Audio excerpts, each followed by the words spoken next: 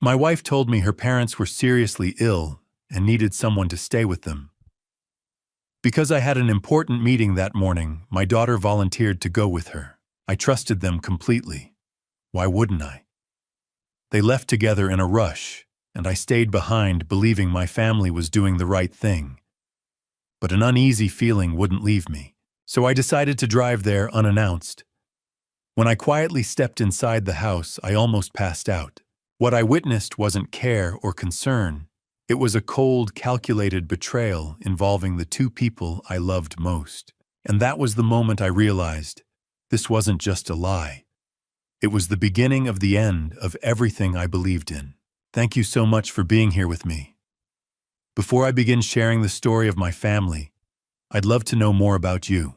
Please take a moment to leave a comment. Where are you watching from? And what time is it where you are right now? Your presence truly matters to me. Also, please note this story includes some fictional elements added for entertainment and educational purposes. Any resemblance to real names or settings is purely coincidental, but the message I'm sharing here is meant to be useful. The rain had started just after dawn, a soft, persistent drizzle that blurred the edges of everything outside our windows. I sat at the kitchen table in our home on Oak Ridge Drive, watching droplets race down the glass, while Betty moved around the kitchen with her usual efficiency. The smell of fresh coffee and scrambled eggs filled the air. Audrey was scrolling through her phone, occasionally laughing at something on her screen. It was ordinary, perfectly, beautifully ordinary. Dad, did you see this article about the new waterfront development? Audrey looked up from her phone, her green eyes bright with interest. They're saying it could bring in thousands of new jobs. I nodded, sipping my coffee. The firm's been tracking that project. We might bid on the accounting contract. Betty set a plate of toast in front of me, her hand briefly touching my shoulder. You've got that big client meeting today, right? The tech startup. Yeah, Tech Vista. They're looking to expand, need someone to handle their books as they scale up. I glanced at the clock. Meeting's at 11, should be straightforward. Audrey pushed her eggs around her plate. I've got that project deadline at the marketing agency. My boss is being impossible about the timeline, but her words were cut off by the sharp ring of Betty's phone. I watched my wife's face as she answered. Mom, what's wrong? The transformation was instant. The color drained from Betty's cheeks. Her hand gripped the edge of the counter, knuckles going white. When did this start? Betty's voice rose with panic. How high is his fever? I was on my feet before I realized I'd moved. Audrey had set down her phone, her face mirroring her mother's concern. Okay. I'm coming. Right now. Betty's hand trembled as she lowered the phone. When she looked at me, tears were pooling in her eyes. Joseph, it's Dad. He's running a fever of 103. And Mom, she's having severe chest pains. She can barely breathe. My stomach dropped. Walter and Mildred were in their 80s. Any serious illness at their age could be. I didn't want to finish that thought. I'm coming with you. I was already reaching for my keys. No. Betty shook her head firmly.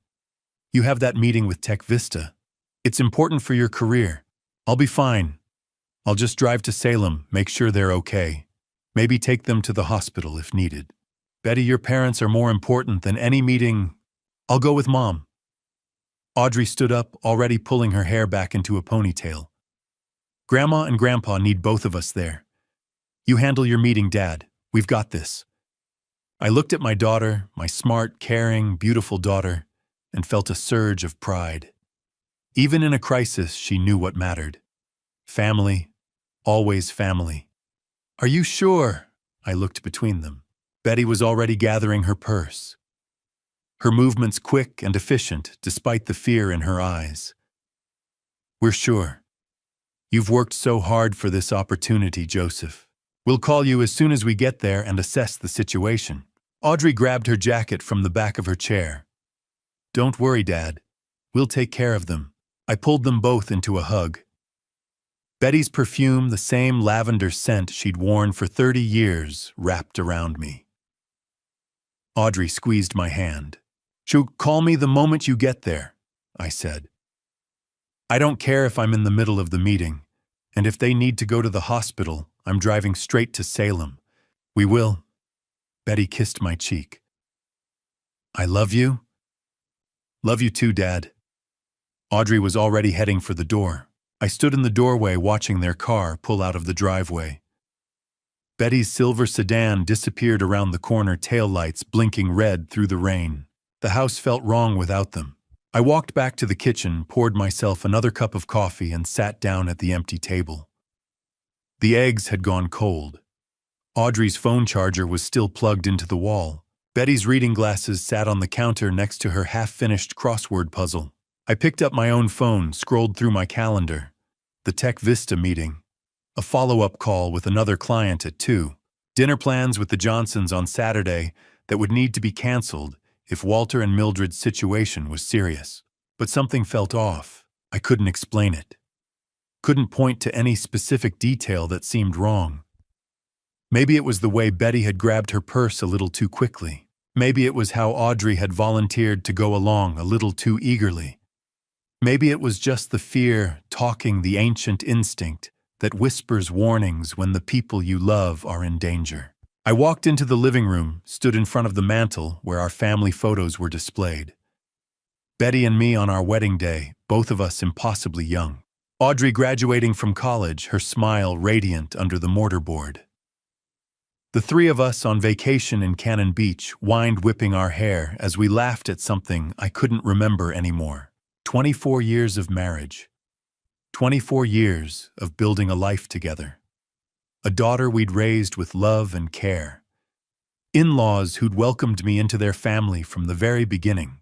Everything I'd ever wanted was in those photos. So why did I feel like I was standing on the edge of something dark and vast? I checked my watch. 10:15. The Tech Vista meeting was in 45 minutes. I should get going, prep my materials, review the proposal one more time. But I couldn't shake the feeling. I pulled up Betty's contact on my phone, hesitated with my thumb over the call button. She'd barely had time to get on the highway. Calling her now would just make me look paranoid, worried over nothing. I set the phone down. Then I picked it up again. This was stupid. They were fine. Betty and Audrey were handling a family emergency, and I was sitting here inventing problems that didn't exist. I made a decision. I walked to the hall closet, grabbed my jacket, and picked up my car keys. I'd stop by the florist on the way, grab some flowers for Mildred. Maybe pick up some medicine at the pharmacy, fever reducers, pain relievers, whatever might help. Then I'd drive to Salem, check on Walter and Mildred myself, make sure everything was under control. The Tech Vista meeting could wait. They'd understand. Family came first. I was pulling out of the driveway 20 minutes later, a bouquet of white lilies on the passenger seat, next to a bag from the pharmacy. The rain had picked up, drumming against the windshield in a steady rhythm. I didn't know it then, but I was driving toward the end. The end of my marriage. The end of my trust. The end of the man I'd been for 56 years.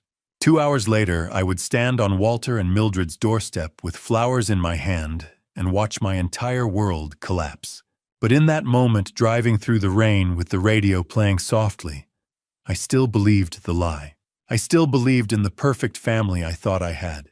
I'd been driving for 45 minutes, the windshield wipers keeping rhythm with my thoughts, as rain continued to fall across Interstate 5.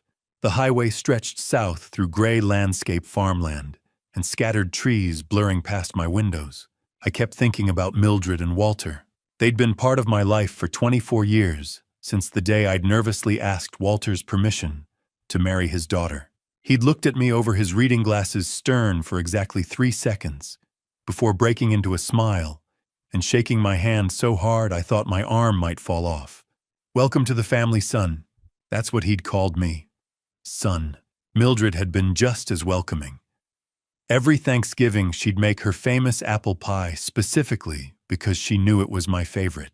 Every Christmas, she'd slip me an extra piece of fudge when Betty wasn't looking, with a conspiratorial wink. Good people, kind people.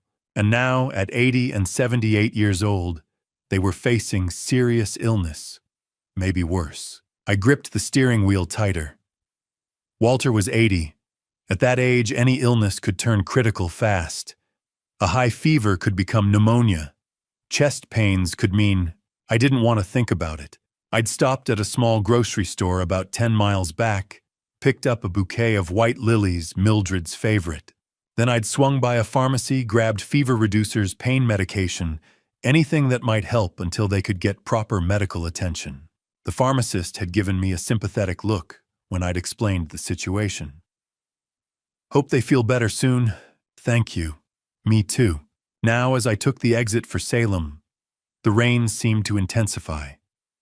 The sky was the color of old steel, heavy with clouds, that promised the weather wasn't going to improve anytime soon. I navigated through familiar streets. Betty and I had made this drive countless times over the years, birthday parties, holiday gatherings, random Sunday visits just because. I knew every turn, every stoplight. Sycamore Street appeared on my right. I turned, drove 3 blocks, and there it was. 847 Sycamore Street.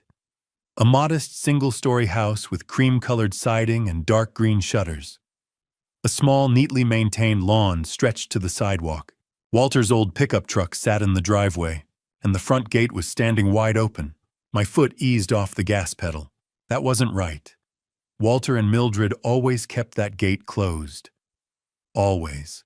Walter had installed it himself 15 years ago, after a neighbor's dog had gotten into their yard and dug up Mildred's rose bushes. He was religious about keeping it latched, but today it stood open, swinging slightly in the breeze. I pulled past the house and parked about 30 yards down the street next to a large oak tree. Some instinct I couldn't name told me not to park right in front, not to announce my arrival. I sat there for a moment, engine running, wipers still going. Through the rain-streaked windshield, I could see the house clearly. Lights were on inside. No signs of distress, no ambulance, no frantic activity that you'd expect if 2 elderly people were seriously ill. I turned off the engine, grabbed the flowers and the pharmacy bag, opened the car door and stepped into the rain. The walk to the house felt longer than it should have. Each step seemed to echo too loud against the wet pavement. My shoes squelched softly on the damp grass as I crossed the yard. That's when I heard it, a television. Playing clearly enough that I could make out the enthusiastic voice of a game show host, followed by audience laughter and applause. I stopped walking. Sick people didn't watch game shows. People with 103-degree fevers and severe chest pains didn't sit around watching television. They were in bed, in pain. Maybe on their way to the emergency room, but not watching game shows. My heart started beating faster. I moved closer to the house, staying quiet. The front door was slightly ajar, just a crack, but enough that I could see into the dim hallway beyond. I reached out, pushed the door open a few more inches. It moved silently on well-oiled hinges. The interior of the house looked normal. Mildred's collection of ceramic figurines lined the shelf in the hallway. Walter's jacket hung on the coat rack. The familiar smell of the house, a mixture of old wood vanilla candles and the faint scent of the lavender sachets Mildred kept everywhere wrapped around me. I stepped inside, moving as quietly as I could, set the flowers and the pharmacy bag down on the small table near the entrance. My hands were shaking slightly, though I couldn't have said exactly why. The television was louder now. I could hear it clearly from what I knew was the living room just down the hall and to the right. And underneath the TV noise I could hear voices, talking, not moaning in pain, not crying out for help, just talking. Normally, casually. I moved down the hallway, my heart pounding so hard I was sure everyone in the house could hear it. Each footstep felt like thunder, even though I was walking on carpet. The living room doorway was ahead of me on the right. The voices were clearer now. One of them was Walter's distinctive baritone, slightly raspy with age. The other was Mildred's softer tone. I reached the doorway, looked inside, and my entire world tilted sideways. Mildred was sitting on the sofa, a plate of cookies on her lap, watching the television with obvious enjoyment. She was wearing her favorite purple cardigan, the one she always wore when she was comfortable and happy. No sign of chest pains, no difficulty breathing. She reached for another cookie, took a bite, and laughed at something on the screen. Walter sat in his recliner, his kingdom as he called it, with the morning newspaper spread across his lap. Reading glasses perched on his nose. No fever, no illness. He looked up at the TV, chuckled at whatever joke had just been made, then went back to his paper. Both of them were perfectly, completely, undeniably healthy. I felt like I'd been punched in the stomach. Betty had lied to me. The words kept repeating in my mind over and over. Betty had lied to me. There was no emergency, no sick parents, no crisis that required her and Audrey to drop everything and drive to Salem. So why were they here? As if answering my unspoken question, I heard Betty's voice drift from somewhere deeper in the house, from the direction of the kitchen. "I needs to move faster," she was saying. "We can't keep waiting." Then Audrey's voice, "I know, Mom, but we have to be careful. If he finds out before we're ready, he won't." Betty's tone was firm, certain. "Joseph trusts us completely. He always has." My legs felt weak. They weren't talking about medicine. They weren't discussing doctor's appointments or hospital visits or any kind of medical care. They were talking about money, my money, and they were talking about me. I pulled out my phone with trembling hands and started recording. I needed proof. I needed to know this nightmare was real. My fingers fumbled with the screen. The recording app icon seemed impossibly small, my hands shaking so badly I could barely tap it. Finally, the red dot appeared. Recording. I held the phone up, moving as quietly as I could toward the kitchen doorway. Each step felt dangerous, like walking through a minefield. One creak of the floorboards, one shadow falling wrong, and they'd know I was here. I pressed myself against the wall, just outside the kitchen entrance. Close enough to hear every word, hidden enough that they couldn't see me. My heart hammered so loud I was certain they'd hear it. Betty's voice came through clearly. "Did you transfer the $3,000 this week?" "Done this morning, Mom."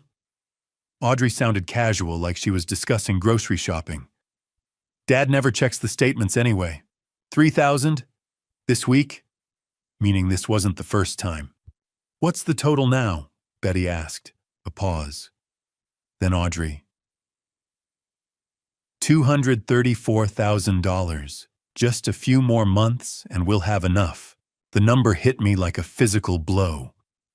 $234,000. Nearly $250,000. Gone. Stolen. By my wife and daughter. My vision blurred. I pressed harder against the wall, needing something solid to keep me upright. "Are you sure he won't notice?" Betty's voice carried a hint of worry. Audrey laughed. Actually laughed. "Dad's a financial advisor, but he's so busy with his clients that he never looks at his own accounts. It's actually kind of funny when you think about it." "Funny," she thought destroying me was funny. "Sometimes I still feel guilty," Betty began. "Don't." Audrey cut her off, voice turning cold. "He's ignored our emotional needs for years. You deserve this. We both deserve this." Each word was a knife. Each sentence carved something away from me that I'd never get back. I'd ignored their emotional needs. I thought about every birthday party I'd thrown for Audrey, every dance recital I'd attended, every parent-teacher conference, every late night, helping her with homework, teaching her to drive, being there when she got her heart broken the first time. I thought about Betty. 24 years of marriage. 24 years of working hard to provide for our family, of building a life together, of thinking we were happy. Had I missed something? Had I been blind to their unhappiness? Or was this just the story they'd told themselves to justify what they were doing? "The transfers have been smooth," Audrey continued. "I've been spreading them across 3 different accounts. Even if he did check, which he won't, it would just look like normal spending patterns. You've been so smart about this, honey." I learned from the best mom. They sounded proud, like they were discussing a successful business venture, not the systematic destruction of my life. My chest felt tight. I couldn't breathe properly. The hallway seemed to tilt, walls closing in. This can't be real. This is my family. I wanted to burst into that kitchen. Wanted to slam my phone down on the table and demand answers. Wanted to see their faces when they realized I knew everything. But something held me back. I needed more than this. I needed to understand the full scope of what they'd done. How long had this been going on? What were they planning to do with the money? Was it just the two of them? Or a male voice from the living room, everything set. I froze. A man. There was a man in this house. A man whose voice I didn't recognize. Almost done, Betty called back. Joseph still doesn't suspect anything. The man laughed. Deep, confident, casual. Perfect.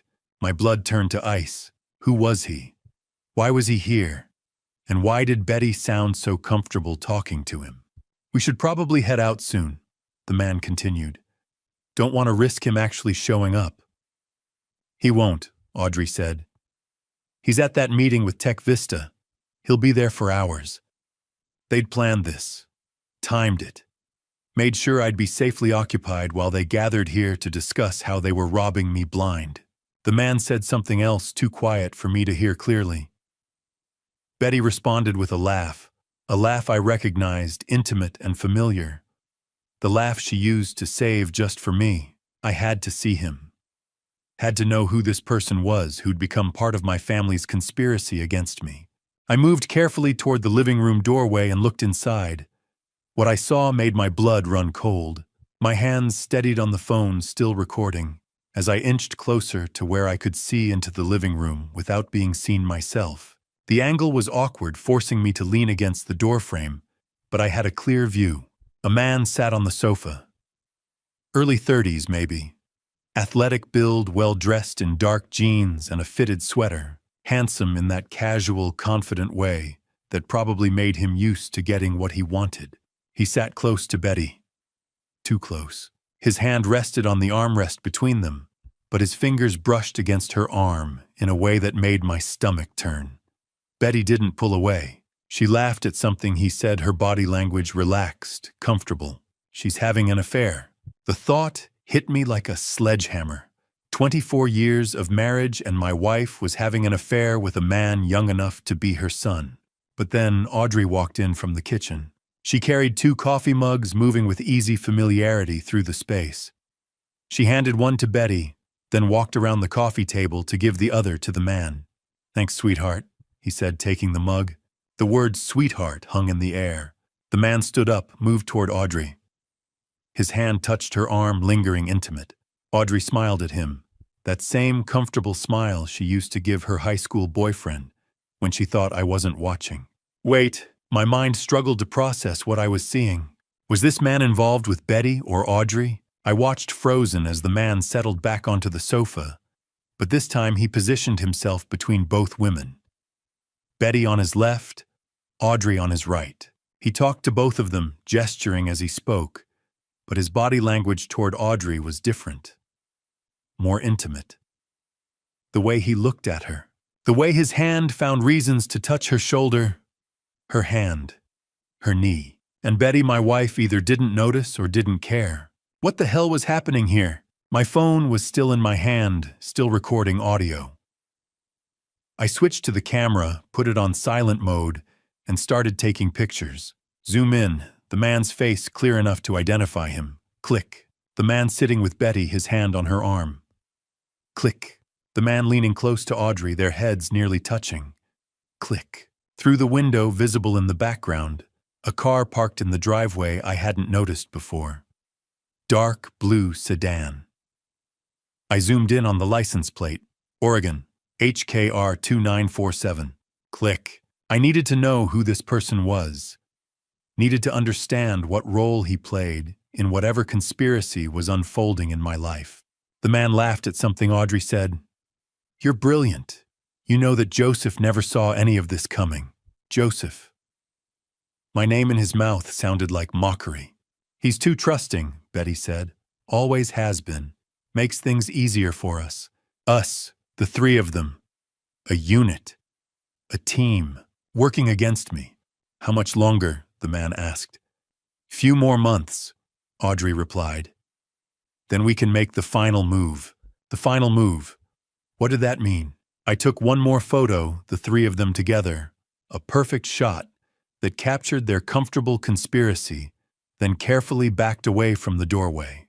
My heart pounded so hard I was sure they'd hear it. Each step backward felt dangerous, like I was defusing a bomb that could explode if I made one wrong move. I reached the front hallway. The flowers and medicine I'd brought sat on the entry table, mocking me with their useless optimism. I picked them up, couldn't leave evidence I'd been here, and moved to the front door. It was still slightly ajar, exactly as I'd found it. I slipped through, pulled it closed with barely a whisper of sound, then walked quickly across the wet lawn toward my car. The rain had picked up, coming down harder now. By the time I reached my car and got inside, I was soaked. I sat behind the wheel, not starting the engine, just sitting, staring. I pulled up the photos on my phone. The man's face filled the screen. Handsome, confident, smiling. Who are you? I swiped to the next photo. Him with Betty, then him with Audrey, then the license plate. HKR 947. I could track that. Find out who owned the car. Get a name. But what then? Rain drummed on the roof of the car, a steady percussion that matched the chaos in my head. I watched the house through the rain-streaked windshield, the lights glowing warm in the windows. My wife and daughter inside with a stranger planning something that would destroy me. $234,000. Already gone, and they weren't done yet. Had a few more months. Then we can make the final move. What was the final move? What else did they have planned? I looked at the photos again. The man's face, his comfortable intimacy with both my wife and daughter. The way they'd formed a triangle of conspiracy. And suddenly, I understood something that made my blood run even colder. This wasn't just about money. This was bigger, darker, more calculated than simple theft. They were planning something that would go beyond stealing my money. Something that required months more of preparation. Something they seemed confident I would never recover from. I sat in that car for 20 minutes, rain pounding on the metal above me, staring at the face of a stranger on my phone screen. My wife, my daughter, a man I'd never seen before, and a conspiracy larger and darker than anything I could have imagined. I drove home in a state of numbness. When I opened my laptop to check the bank accounts, my worst fears were confirmed. The highway stretched endlessly before me.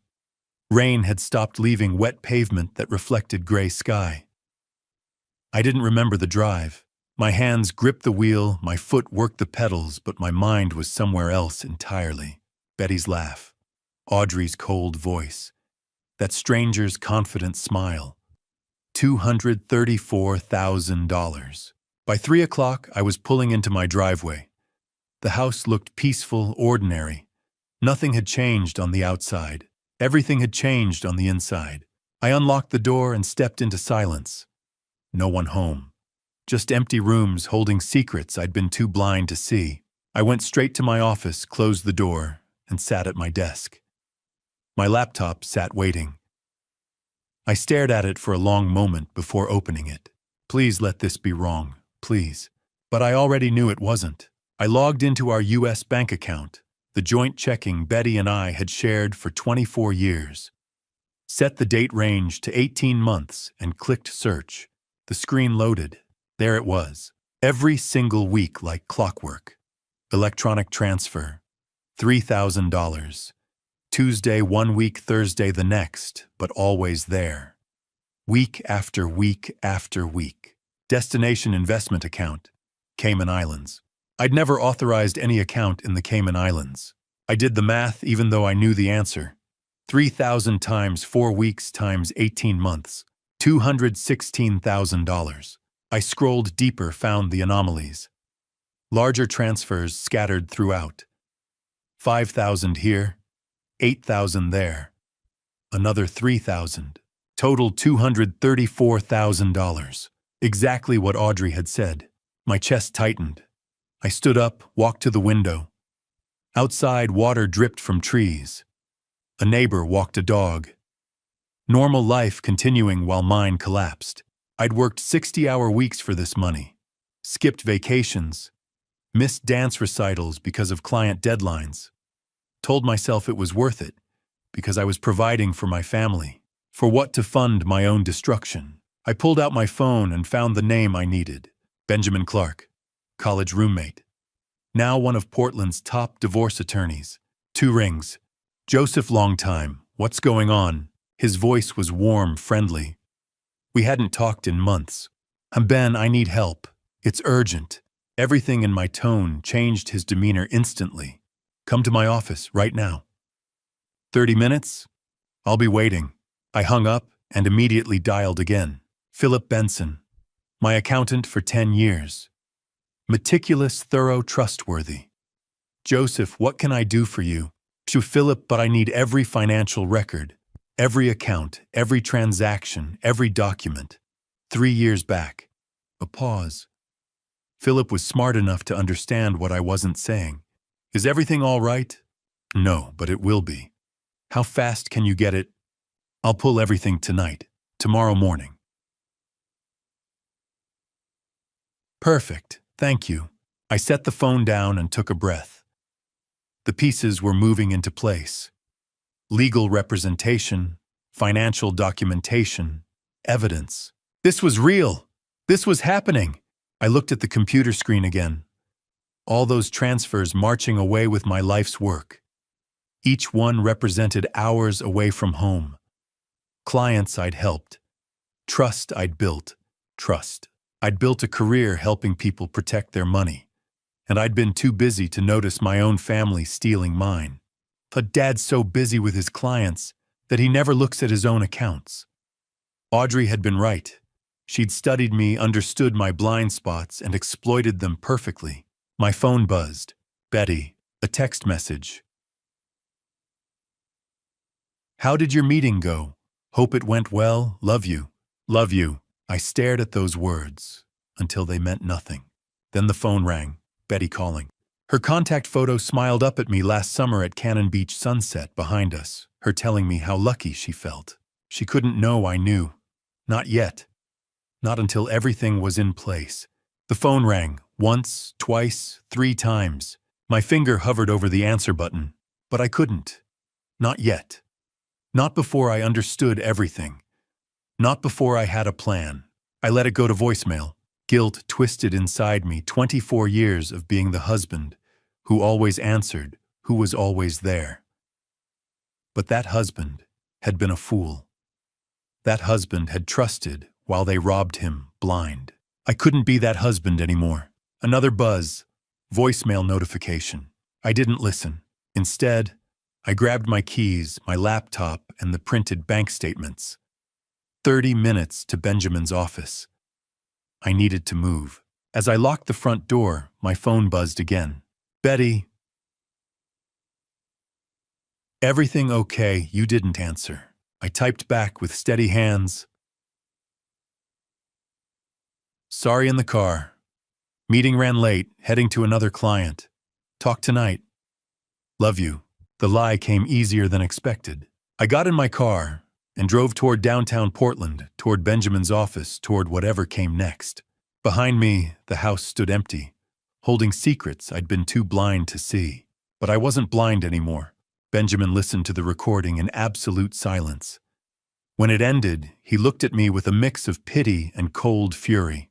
His office occupied the 20th floor of a downtown Portland high-rise. Glass walls offered a view of the city, spread below us, lights beginning to flicker on as evening approached. Modern furniture, law books lining one wall, and a desk that probably cost more than most people's cars. I'd driven here in a daze, the recording burning in my phone like evidence of a crime I still couldn't fully accept was real. Benjamin had cleared his schedule like he'd promised. Now he sat across from me, his expression growing darker with every word from the recording. Betty's voice. Did you transfer the $3,000 this week? Audrey's reply. Done this morning, Mom. 5 minutes of my family casually discussing how they'd stolen from me. When it finally ended, silence filled the office. Joseph. Benjamin's voice was controlled, professional, but I could hear the anger underneath. This is fraud, embezzlement, conspiracy. This isn't just a bad marriage. This is criminal. I showed him the photos next. The man on my phone screen sitting between my wife and daughter, comfortable and confident. We need to identify him, Benjamin said immediately. I'm recommending we hire a private investigator. Beverly Quinn, she's the best in Portland. Whatever it takes. He nodded, already making notes. Here's what we're going to do. You don't confront them. Not yet. We build an ironclad case, first financial record surveillance evidence of every transaction. If you confront them now, they'll destroy evidence. They'll lawyer up. We'll lose our advantage. So I just pretend, act like everything's normal.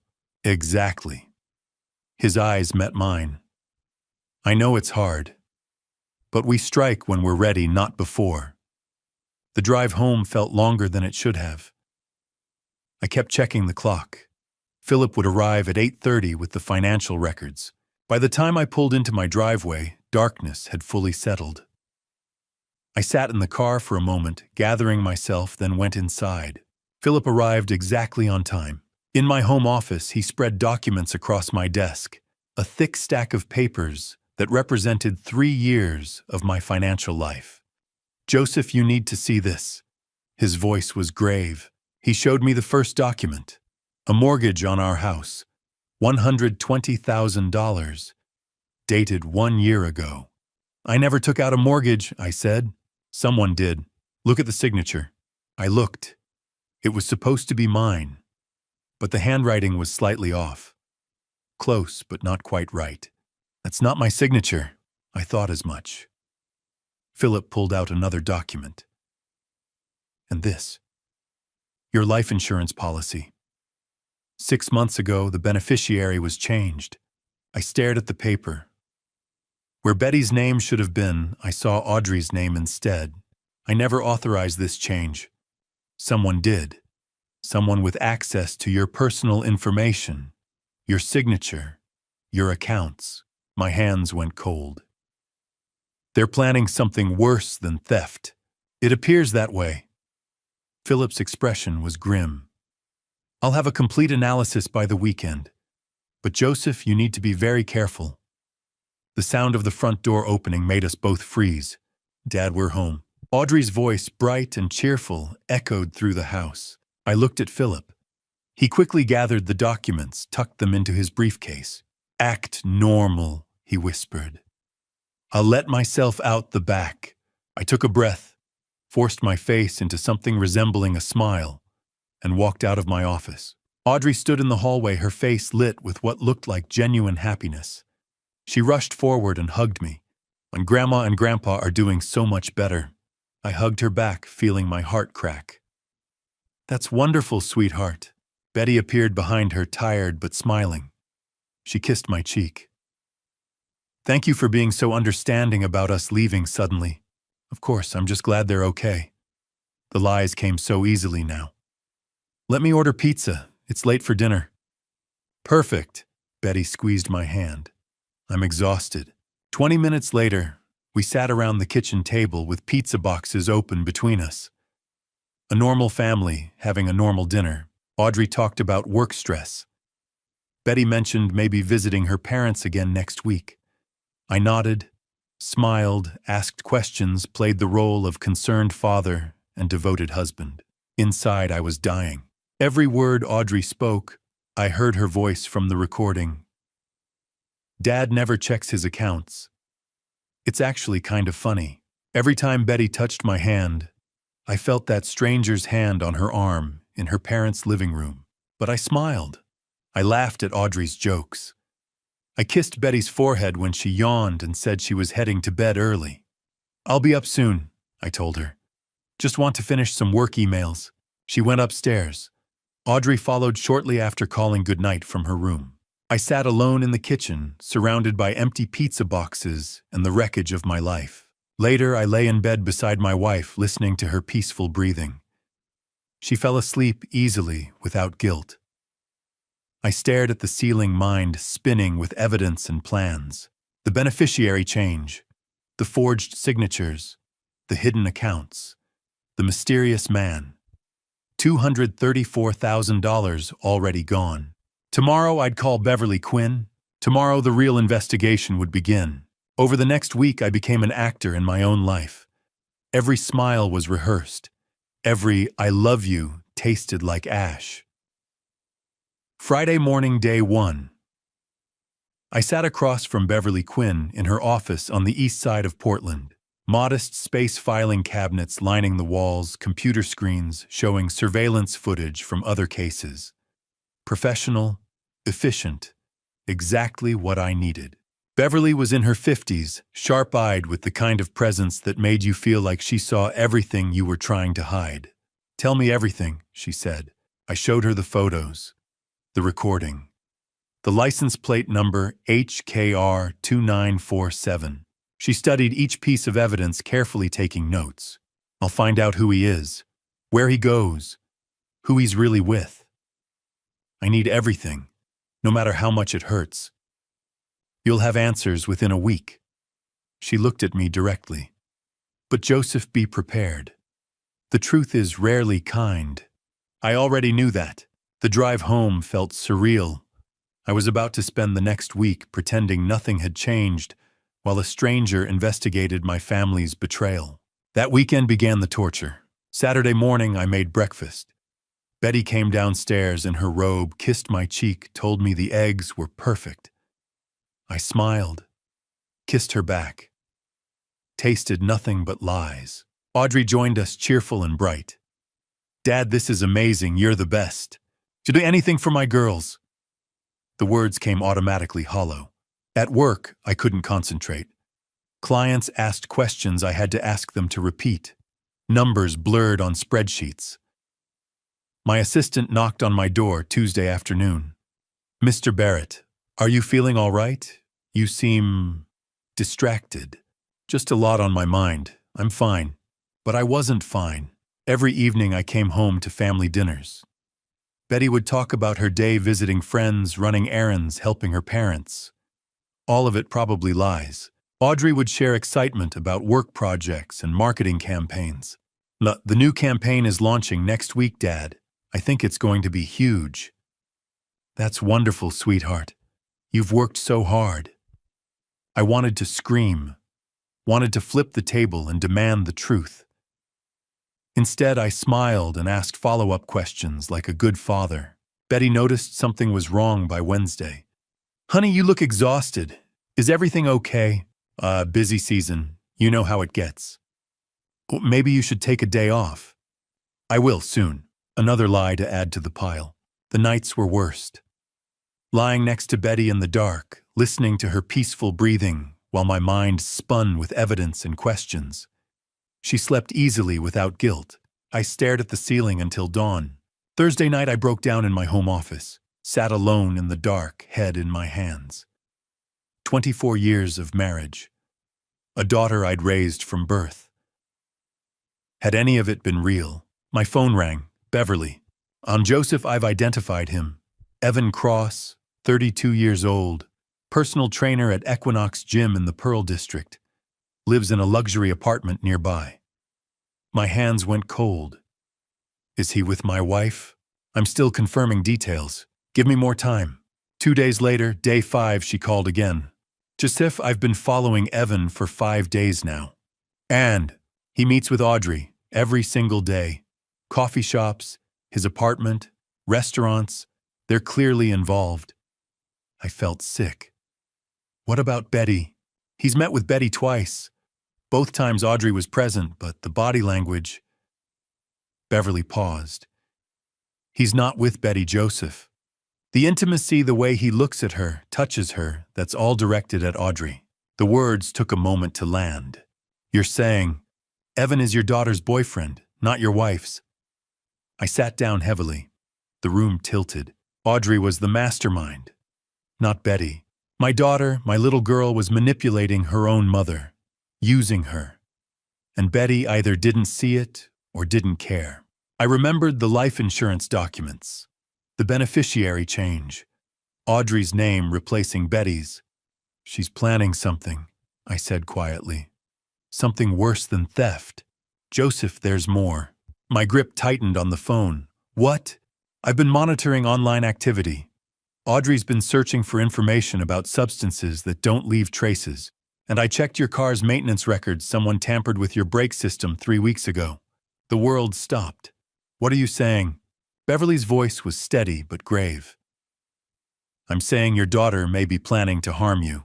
3 days passed in uneasy silence. I still went through the motions, work, home, family dinners, but I watched Audrey carefully.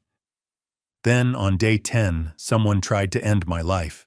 Wednesday afternoon, 5:45. I left my office building and walked to the parking garage, briefcase in hand, mind occupied with client files and Beverly's latest report. The rain had started again, Portland's constant companion. I got in my car, started the engine, and merged onto Interstate 5 southbound toward home. Traffic was moderate, rush hour but not terrible. Rain made the pavement slick, headlights reflecting off wet asphalt. I stayed in the middle lane, cruise control set to 65.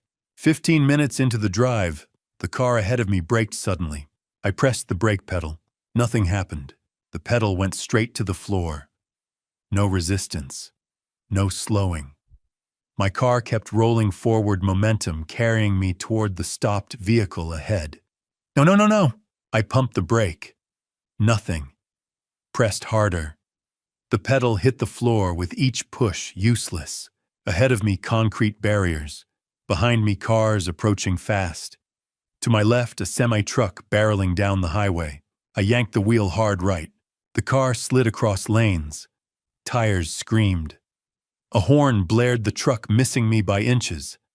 I felt the air displacement as it roared past. More horns, shouting.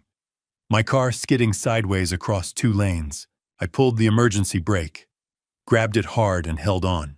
The car shuddered, fishtailed, but finally began to slow. I guided it to the shoulder, fighting for control. Gravel crunched under tires.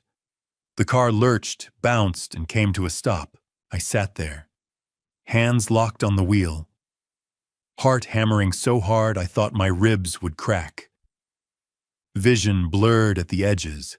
Cars rushed past. Some honked. Most ignored me. A knock on my window made me jump. "Sir, you okay?" A man in a rain jacket, concerned face pressed against the glass. I nodded. Couldn't speak. Rolled down the window. "You all right? That was close." "Brakes failed." My voice sounded distant. Need a tow truck. You want me to call someone?" "I've got it, thank you." He hesitated, then walked back to his car. I pulled out my phone with shaking hands and called for a tow. 30 minutes later, my car was being loaded onto a flatbed. The driver recommended a repair shop nearby. I rode with him, still trembling. At the shop, a mechanic crawled under my car while I waited in the office, drinking terrible coffee and trying to stop my hands from shaking. 20 minutes passed. The mechanic emerged, wiping his hands on a rag. His expression was grave. "Mr. Barrett, your brake lines were cut. Deliberately."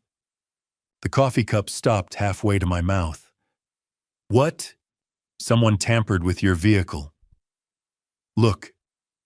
He pulled up photos on his phone. "These are clean cuts, not wear and tear. Someone wanted your brakes to fail." I stared at the images. Clean slices through the brake lines. Precise. Intentional. "This is sabotage, sir. You need to report this to police." I called from the shop. An officer arrived within the hour, took my statement, photographed the brake lines, and filed a report. "Do you have any idea who might have done this?" He asked, pen poised over his notepad. I thought about Audrey, about Beverly's discoveries, about brake tampering 3 weeks ago that had finally manifested today. "No, I lied."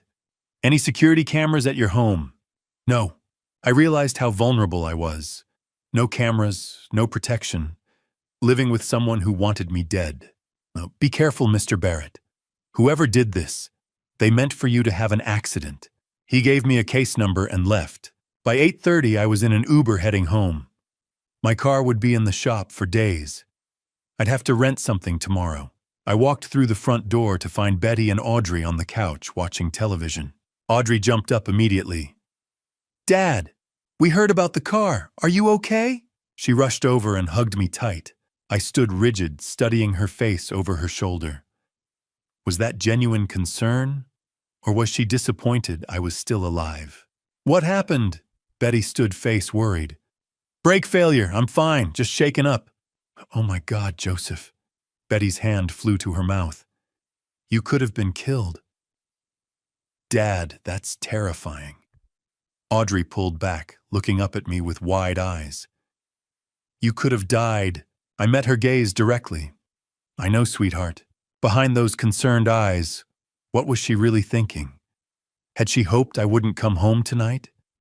Had she been waiting for a phone call from the police telling her I was dead? "I'm just glad you're safe." Betty hugged me. "That's all that matters." I returned the hug mechanically. Safe. I wasn't safe. Not in this house. Not with these people. We ate a late dinner. They fussed over me, asked questions, expressed relief and concern in all the right places. I watched Audrey carefully. Every expression, every word, searching for cracks in the performance. But she was good, very good. That night, I lay in bed staring at the ceiling. Betty slept peacefully beside me. The house settled around us, creaking boards, groaning pipes, the hum of the refrigerator downstairs. Every sound made me flinch. Somewhere in this house, the person who'd tried to kill me was sleeping soundly. At 2 a.m, I couldn't take it anymore. I grabbed my phone and went to the bathroom, closed the door, and called Beverly. She answered on the second ring. "Joseph, we need to move faster," I whispered. Before she tries again. 3 days after the brake incident, Beverly called with information that made everything clearer and infinitely darker. Saturday morning. Day 13 since I'd discovered the truth. I sat across from Beverly in a quiet coffee shop on the east side, away from anyone who might recognize me. She slid a thick folder across the table. "Evan Cross, here's what I found." I opened it. The first page showed his driver's license photo. That confident smile. Those eyes that had looked at my daughter with calculated interest. 32 years old. Personal trainer at Equinox in the Pearl District. Annual salary approximately $45,000. Rents an apartment for $2,800 a month. I did the math quickly. That's most of his income just on rent. Exactly. Beverly pulled out more photos. But look at what he drives. A Mercedes. Dark blue, the same one I'd photographed outside Walter and Mildred's house. I looked up the model later, $65,000. And his clothes. More photos, designer labels, expensive watches. This isn't a $45,000 lifestyle, Joseph. Where's the money coming from? It's from Audrey, from your accounts. She showed me surveillance photos next. Evan and Audrey outside a restaurant, his arm around her waist. Evan and Audrey entering his apartment building, her hand in his. A kiss on a street corner that made my stomach turn. Then photos of Evan with Betty. Coffee shops, casual conversations. But the body language was completely different. Professional, distant, no touching. And Audrey thinks Evan loves her. Betty thinks the same thing. But Evan only loves money. The words settled over me like ice. Monday afternoon, my phone rang. "Philip." "Joseph, sit down." I was already sitting at my desk, but his tone made me brace myself. "I've completed the full analysis. What I found..." He paused. "It's worse than we thought." "Tell me." 8 months ago, there was a $50,000 transfer from your investment account. The memo line says, "Investment, Evans Gym Startup." What gym?" Not exactly. There is no gym, no business registration, no LLC formation, nothing. The money went directly into Evan's personal account. $50,000. Gone. For a business that never existed. Hadi, the mortgage on your house, the $120,000 one, I traced where the money went. Offshore accounts in the Cayman Islands. The signature is yours, but it's not, it's forged. I suspected as much. And Joseph, there's one more thing. Your life insurance policy. I already knew where this was going, but I let him continue. $1 million. 6 months ago, the beneficiary was changed from Betty to Audrey. The authorization signature is supposed to be yours. I never signed that. I know. But if you were to pass away, Audrey would receive $1 million. My blood ran cold. The brake lines. The failed attempt. She needed me gone. Philip, thank you. Send me everything in writing. Already done. Joseph, be careful. Wednesday evening, day 17. I came home early, told Betty I had a headache, and went upstairs to lie down. But I didn't go to the bedroom. I went to my office and closed the door quietly. Audrey was in her room. I could hear her voice through the wall. She was on the phone. I moved into the hallway, standing just outside her door. Mom thinks you're her boyfriend, Evan. Audrey's voice carried clearly, a male voice on speakerphone. Evan. Let her think that. We need her cooperation. But what about Dad? When is it going to happen? My heart stopped. Be patient, babe. The first attempt didn't work. But there are other ways. I can't wait much longer. I need that insurance money. Soon. Very soon, I promise. I stood frozen in the hallway. Every word was a knife. They were planning to kill me. My daughter and her boyfriend were actively planning my death so they could collect $1 million. And Betty, my wife, was just a pawn. She thought Evan cared about her. Had no idea he was using her, manipulating her, keeping her compliant while he and Audrey plotted murder. I backed away from the door silently, down the stairs, into my office, locked the door, sat at my desk with my head in my hands.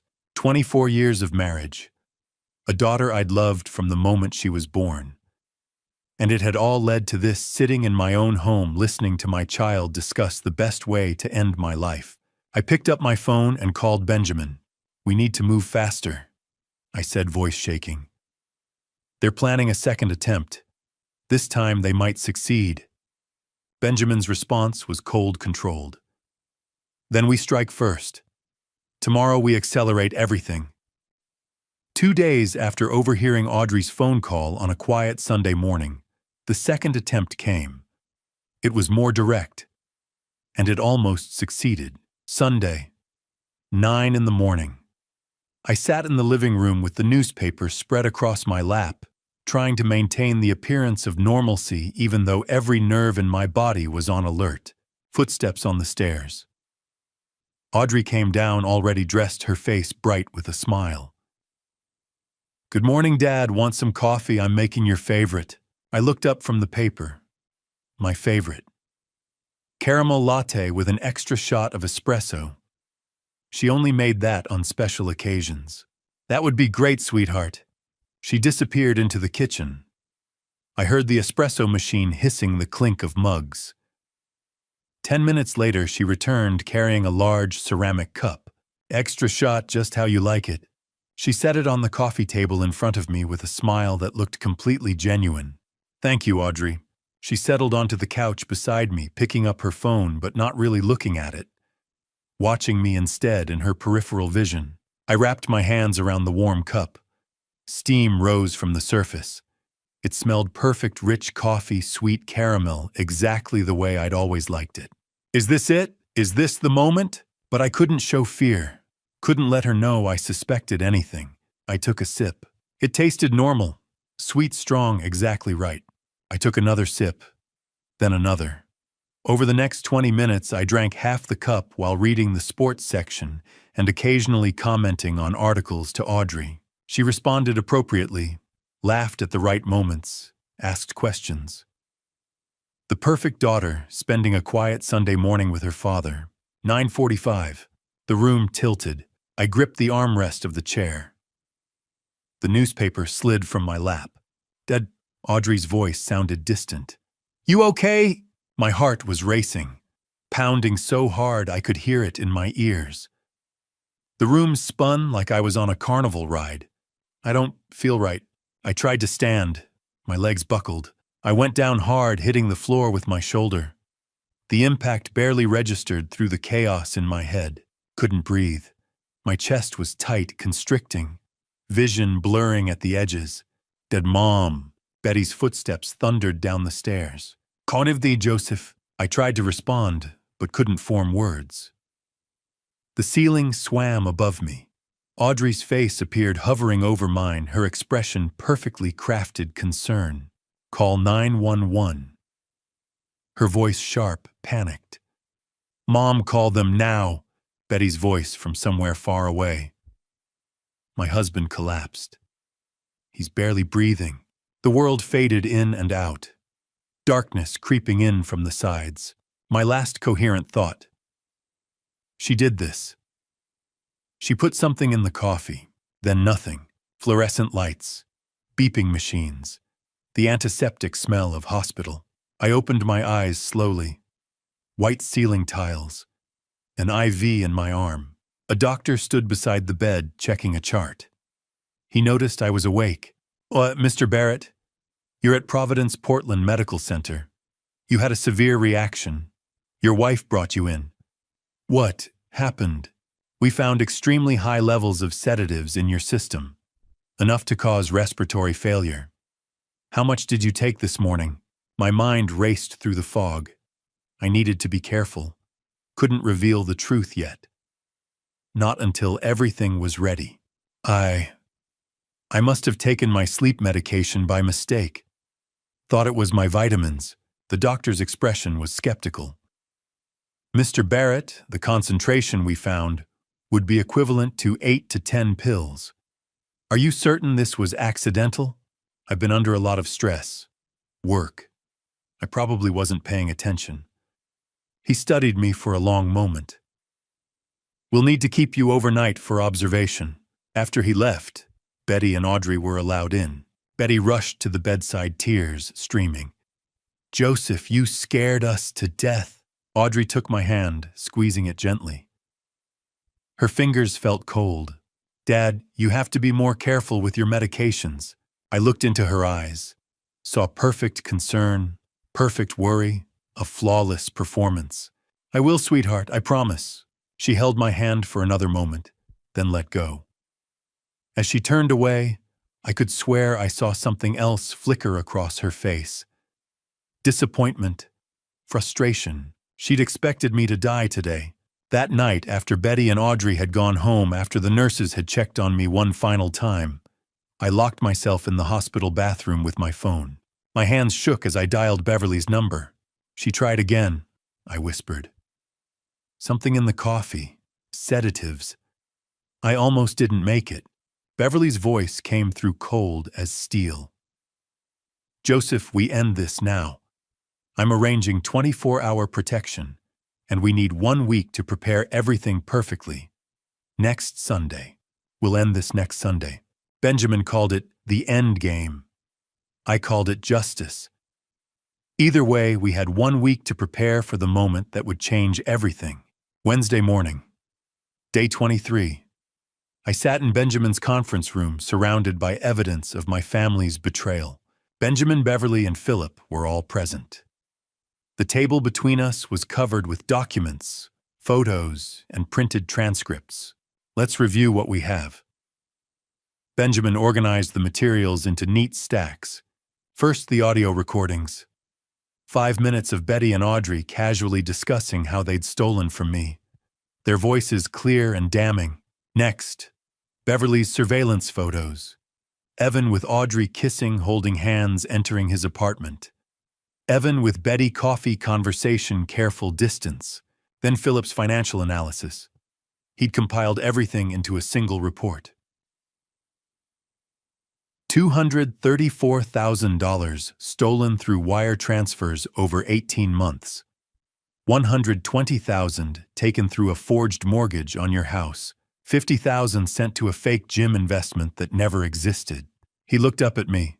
Total $404,000. The number sat heavy in the air. The life insurance policy change. Philip continued. $1 million. Beneficiary switched from Betty to Audrey 6 months ago. Your signature forged. Beverly added her findings. Brake sabotage. We have the mechanics report showing deliberate tampering, and the hospital records from the sedative overdose. Benjamin tapped the table. This is enough for criminal prosecution. Fraud, embezzlement, conspiracy to cause harm. The evidence is overwhelming. What about Evan? I asked. Beverly's expression shifted slightly. I'm still digging. There's something bigger here. Give me 2 more days. We don't have 2 days. Sunday is... I know. She met my eyes. And you'll have everything you need by then. I promise. Security was the next discussion. I've arranged 24-hour protection, Beverly said. Derek, former military. He'll pose as a new neighbor. Armed, trained, and watching your house constantly. I nodded. The attempts on my life had escalated. I couldn't take chances anymore. My daily routine had changed dramatically. I no longer ate anything Betty or Audrey prepared. Every meal came from restaurants, sealed containers I opened myself. I locked my bedroom door at night, checked my car thoroughly every morning before starting it. Betty had noticed Tuesday evening. Honey, you're acting strange. Is everything okay? I'd forced a smile. Just work stress. Big account about to close. She'd seemed to accept that, but I'd seen the concern in her eyes. Or maybe suspicion. I couldn't tell anymore. Friday evening, day 26. We sat around the dinner table, Betty, Audrey, and me eating takeout Chinese food. I set down my chopsticks and spoke casually. Let's do a family dinner Sunday night, here at home. Betty looked up, surprised but pleased. That sounds wonderful. What's the occasion? An important announcement about our future. Audrey's eyes narrowed slightly. I hope it's good news. You'll see. I took a sip of water. Oh, and Audrey, why don't you invite Evan? I'd like to meet him officially.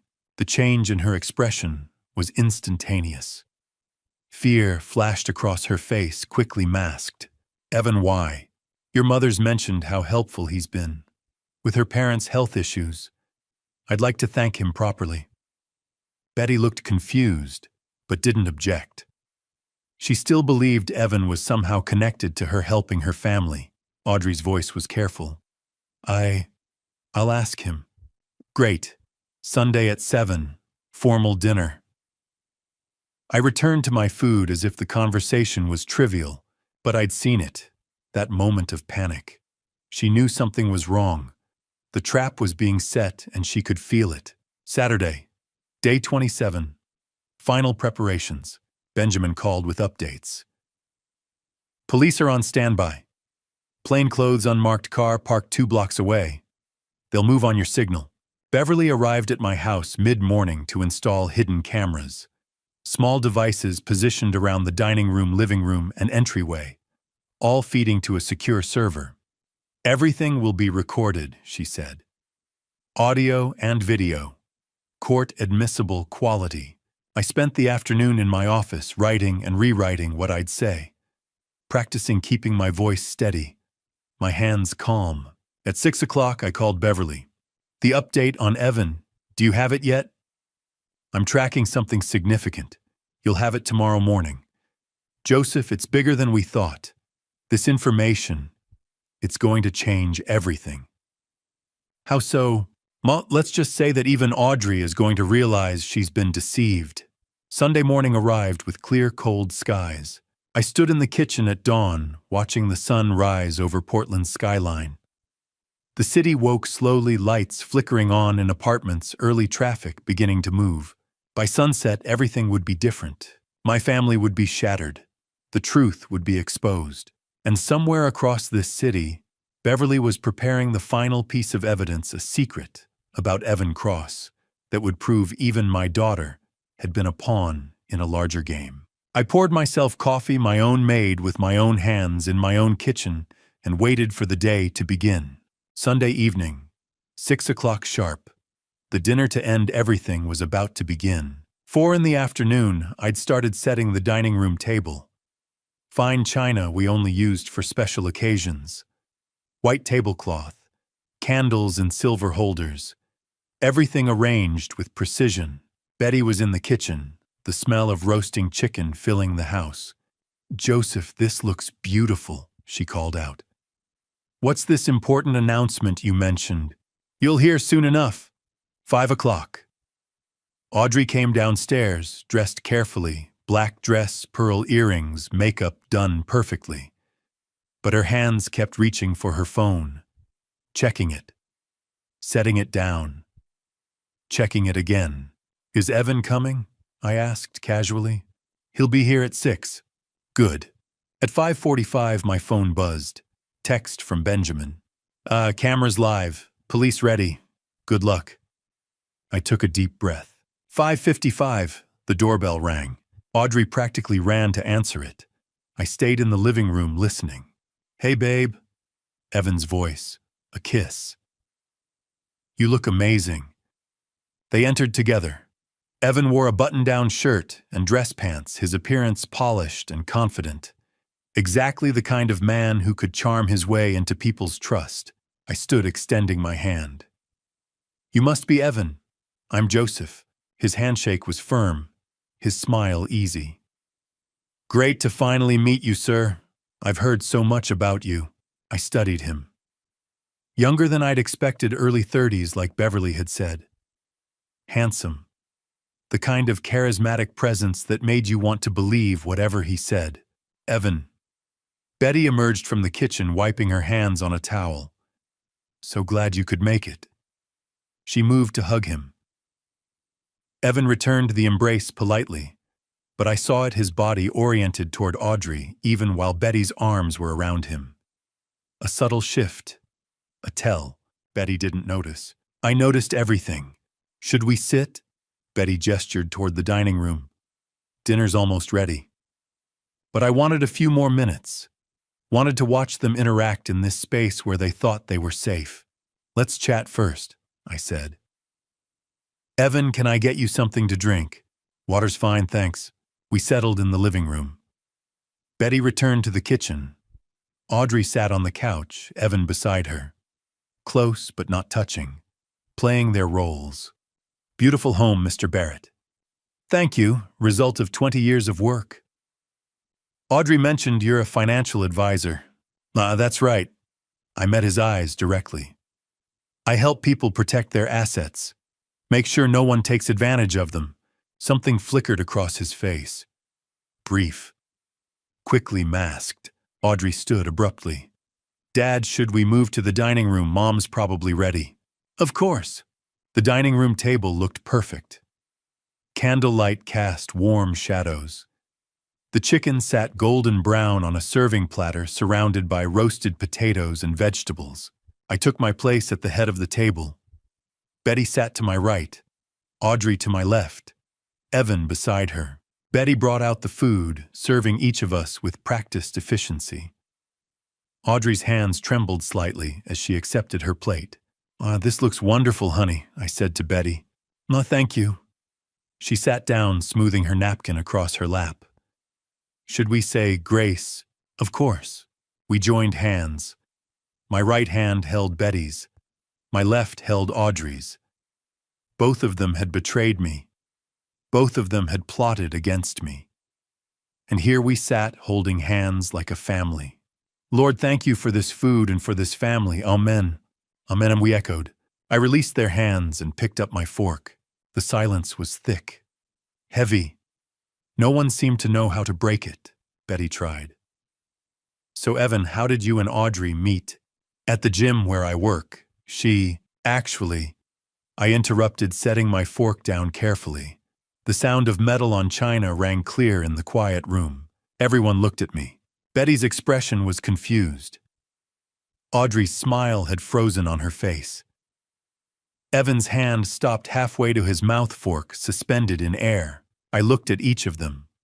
my wife, my daughter, the man who'd helped destroy my life. They were still performing, still pretending. But the performance was over. Before we continue, I said, voice calm and controlled, there's something we need to discuss. Betty set down her wine glass. Joseph, what's going on? Audrey's face had gone pale. Evan lowered his fork, slowly, eyes locked on mine. We need to talk about the $234,000 that's been stolen from me. The words hung in the air like thunder. $234,000. Silence descended over the dining table. Betty's fork clattered onto her plate. What, Joseph, what are you talking about? I kept my voice calm, cold. Weekly wire transfers, $3,000, every week for 18 months, to an offshore account in the Cayman Islands. Dad, I didn't, Audrey started. Don't lie anymore, Audrey, not now. Betty's face had gone white. There must be some mistake. No mistake. I reached beside my chair where I'd hidden a folder earlier. I have every transaction documented. I opened it, spreading bank statements across the table. Each transfer was highlighted in yellow. Dates, amounts, destinations. All of it there in black and white. I pushed the folder toward Betty. She looked down at the pages. Her hand trembled as she touched the paper. I can explain. I don't want explanations. I want the truth. Betty's mouth opened, closed. No words came. I pulled out my phone. Let me play something for everyone. Joseph, don't. Betty's voice broke. I pressed play. Betty's voice came through the phone's speaker, clear and unmistakable. Did you transfer the $3,000 this week? Audrey's reply. Done this morning, Mom. Dad never checks the statements anyway. What's the total now? $234,000. The recording continued. 2 minutes of my wife and daughter casually discussing how they'd stolen from me. Every word precise, every admission damning. Betty's hand flew to her mouth. Tears began streaming down her face. Audrey sat frozen, face drained of color. Evan remained perfectly still, watching everything with calculating eyes. When the recording ended, I set the phone down. Recorded 3 weeks ago, at your parents' house in Salem. Betty looked up at me, eyes wide with shock. You were there. Your parents weren't sick, Betty. Never were. You lied so you could meet with Audrey and plan this. I kept my voice level. I heard everything. I saw everything. Joseph, I'm so sorry. Betty's voice shook. Sorry for what? For stealing from me or for getting caught. She flinched like I'd slapped her. I was lonely. The words burst out of her. You were never home, always working, always with clients. So you stole from me. That's your justification. Audrey said we deserved it, that you wouldn't even notice the money was gone. I turned to Audrey. You said that. My daughter's mouth opened, but no sound came out. Dad, let me explain. I've heard enough lies. I pulled out more documents. House mortgage, $120,000, taken out a year ago. I slid the paper toward Betty. Look at the signature. She looked. Her face went even paler. That's not my signature, I said quietly. It's a forgery. Someone used my name to take out a loan against our house. I added another document to the pile. Fake gym investment, $50,000, sent to a business that doesn't exist. Betty stared at the papers like they were written in a foreign language. $404,000, all of it gone. I didn't know about those. Betty sobbed. Joseph, I swear I only knew about the weekly transfers, but you knew enough. My voice was ice. You knew you were stealing from me. You knew you were lying to me every single day. She buried her face in her hands, shoulders shaking. Audrey sat rigid in her chair, not moving, barely breathing. And Evan watched it all unfold, with the detachment of someone watching a play. I let the silence stretch, let them sit with what they'd done. Then I spoke again. But that's not even the worst part, Betty. She looked up, tears streaming. What do you mean? The worst part is what you don't know. I looked at Audrey, then at Evan, then back to Betty. Tell your mother the truth, Audrey. Tell her about Evan. All the color drained from Audrey's face. She looked like she might be sick. Evan's jaw tightened. His hand moved slightly under the table. Betty looked between them, confusion replacing some of the grief in her eyes. What about Evan? He's been helping us, helping my parents. Helping you. I let the question hang. Or using you. I don't understand. I think you do. Deep down, I think you've known something wasn't right. Betty looked at Evan. Really looked at him. For the first time, I saw doubt creep into her expression. Evan has been very attentive to our family, I continued. To you, Betty, making you feel seen, feel valued. Hasn't he? She nodded slowly, uncertain where this was going. And you believed he cared about you. That maybe after all these years of me being absent, someone finally saw you. More tears fell. Joseph, but look at where he's sitting, Betty. Who he chose to sit next to. She looked. Evan sat beside Audrey, not beside her. Look at how he's sitting. Under the table, I could see what Betty couldn't, Evan's hand gripping Audrey's thigh. Audrey leaning slightly toward him, not away from him. Betty's eyes moved between them, confusion deepening. She didn't understand yet, but she was about to. I reached under my chair and pulled out a tablet I'd hidden there before dinner. Opened a video file. Beverly Quinn is an excellent investigator. I pressed play and turned the screen toward Betty. The video showed a street corner in the Pearl District. Evan and Audrey standing close together outside an apartment building. Then Evan pulled her in, kissing her deeply. His hand on her waist, her fingers touching his face, both of them smiling. The timestamp read Tuesday last week, 2:47 p.m. Betty's face transformed. Disbelief, suspicion, then horror. No, that can't be. The video auto-played to the next clip. A coffee shop. Audrey sitting on Evan's lap, his arms wrapped around her waist. Another clip.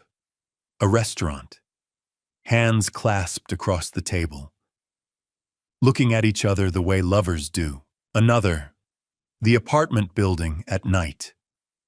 11 p.m. Entering together. Betty stood so abruptly her chair scraped loudly across the floor. Audrey, you and Evan. Tears streamed down Audrey's face. Mom, I'm sorry. You're sorry, Betty's voice cracked. I thought he loved me.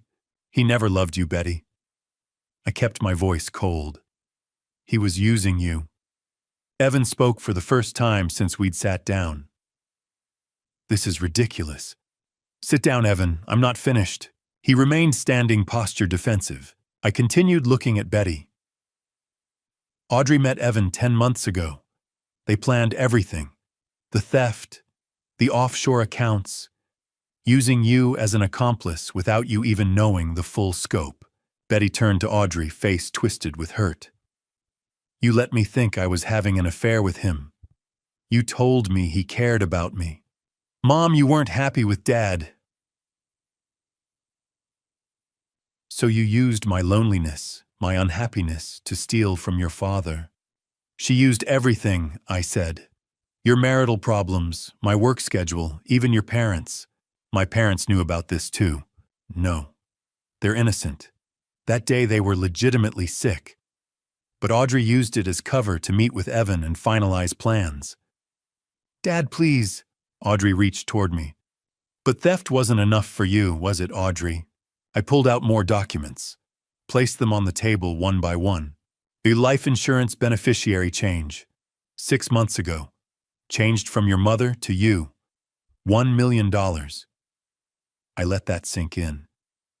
I never signed that authorization. It's forged. Another document. Mechanics report. My brake lines were deliberately cut 3 weeks ago. I nearly crashed on Interstate 5 at 65 miles per hour. Betty's hand flew to her mouth. Oh my God. And 2 Sundays ago I collapsed after drinking coffee you made Audrey. The hospital found dangerous levels of sedatives in my system. Enough to cause respiratory failure. Betty turned to Audrey, eyes wide with horror. You tried to hurt your father. No, I would never. I have recordings, Audrey. I heard you on the phone with Evan. When will it happen? You asked him. I need that insurance money, you said. Audrey's face crumpled. I was drowning in debt. Austin Mercer scammed me out of $85,000. I lost everything Evan said he'd help me. Evan helped you plan to end my life. That's a lie. Evan's voice was sharp. I ignored him, keeping my focus on the devastation spreading across Betty's face. I thought we were in this together. Betty stared at Audrey like looking at a stranger. Mother and daughter. You were just a pawn, Betty. Audrey and Evan played you from the very beginning. Betty sat down heavily, covering her face with her hands. Her shoulders shook. My daughter. Audrey reached for her. Mom, please. Betty pushed her hand away violently. Don't touch me. The words hung in the air. A mother rejecting her child. Audrey sobbed, but Betty turned her face away. I stood up from my chair and moved toward the dining room doorway. Everyone's eyes followed me. But there's one more thing, I said quietly. One final lie that needs exposing. I looked directly at Evan. Tell them, Evan. Tell them about your real life, the one Audrey doesn't know about. Evan's face went pale. The confident mask he'd worn all evening finally cracked. For the first time that night, he looked truly afraid. I stepped to the dining room doorway and called out, You can come in now. Before I reveal who actually walked through that door, I want to pause for a moment. What do you think is about to happen? Who do you believe it is, and why? Share your thoughts or predictions in the comments below so I know you're still here with me. And just so you know, parts of what comes next include fictionalized elements and may not reflect real events. If this isn't something you'd like to continue watching, you're free to stop the video here. The sound of the front door opening echoed through the house. Footsteps in the hallway, slow, hesitant, uncertain. A young woman appeared in the doorway, holding a small boy in her arms. She wore scrubs visible beneath an open jacket, her face showing the exhaustion of a double shift. The boy, maybe 5 years old, clutched a teddy bear to his chest and looked around with wide, confused eyes that took in the fancy dining room, the overturned documents, the frozen faces staring at him. Absolute silence fell over the room like a physical weight. Evan's fork clattered against his plate. His face went white, not pale, but actually white, like someone had drained all the blood from his body in an instant. Then he stood so abruptly, his chair toppled backward with a crash that made Noah flinch and bury his face in his mother's shoulder. No, no, no. The word came out like a prayer, like he could somehow make reality disappear by denying it.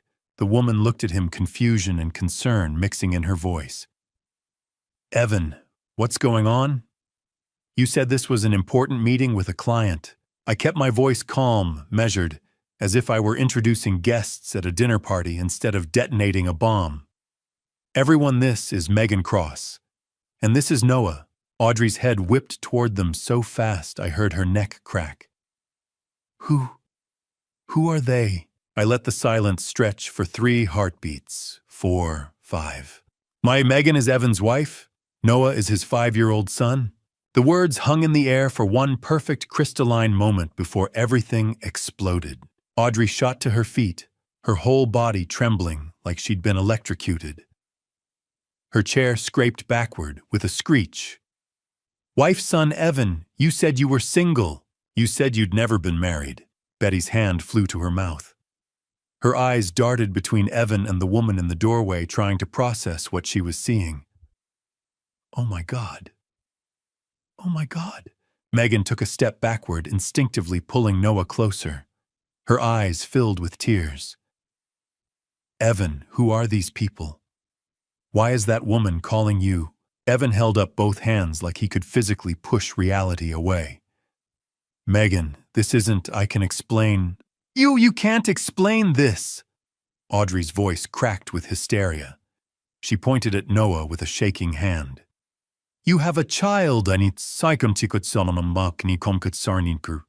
I moved toward Megan, gently keeping my movements slow so as not to frighten Noah further. The boy's eyes were wide, his teddy bear clutched so tightly his knuckles were white. Megan, thank you for coming. I know this is incredibly difficult. Mr. Barrett, you said you had important information about my husband. Her voice broke. You said it was urgent that I needed to bring Noah that. Please sit down. I gestured toward Betty's empty seat. Then I crouched down to Noah's eye level. Noah, would you like some cookies in the kitchen? Maybe watch something on an iPad, I have cartoons. The boy looked up at his mother uncertainly.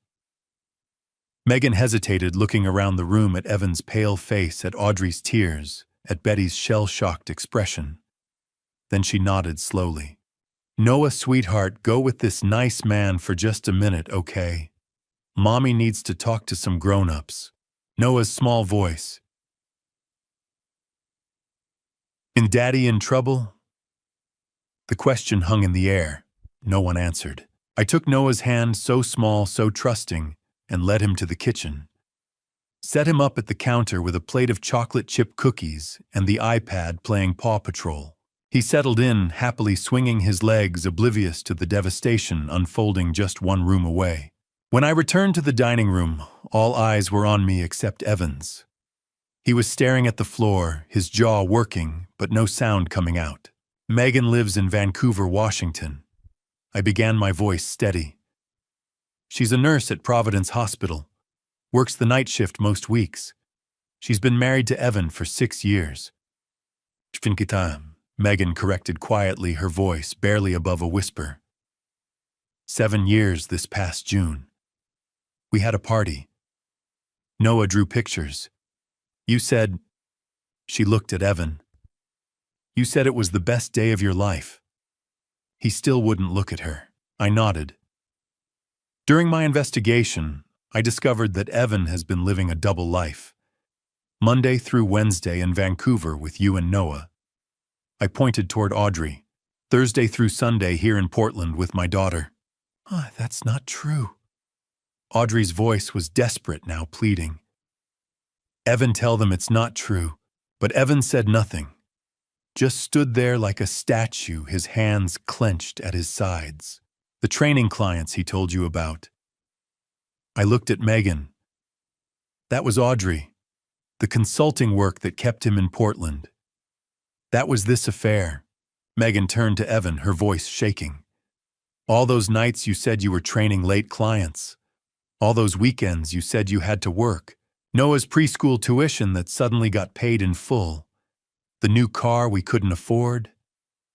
Where did it all come from? Silence. Answer her, Audrey screamed.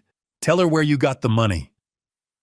From this family, I said quietly.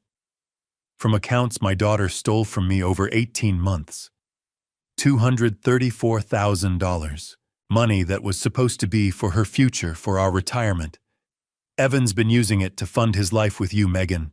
Your car, Noah's school, your mortgage payments. All of it. Megan covered her mouth with both hands, tears streaming down her face.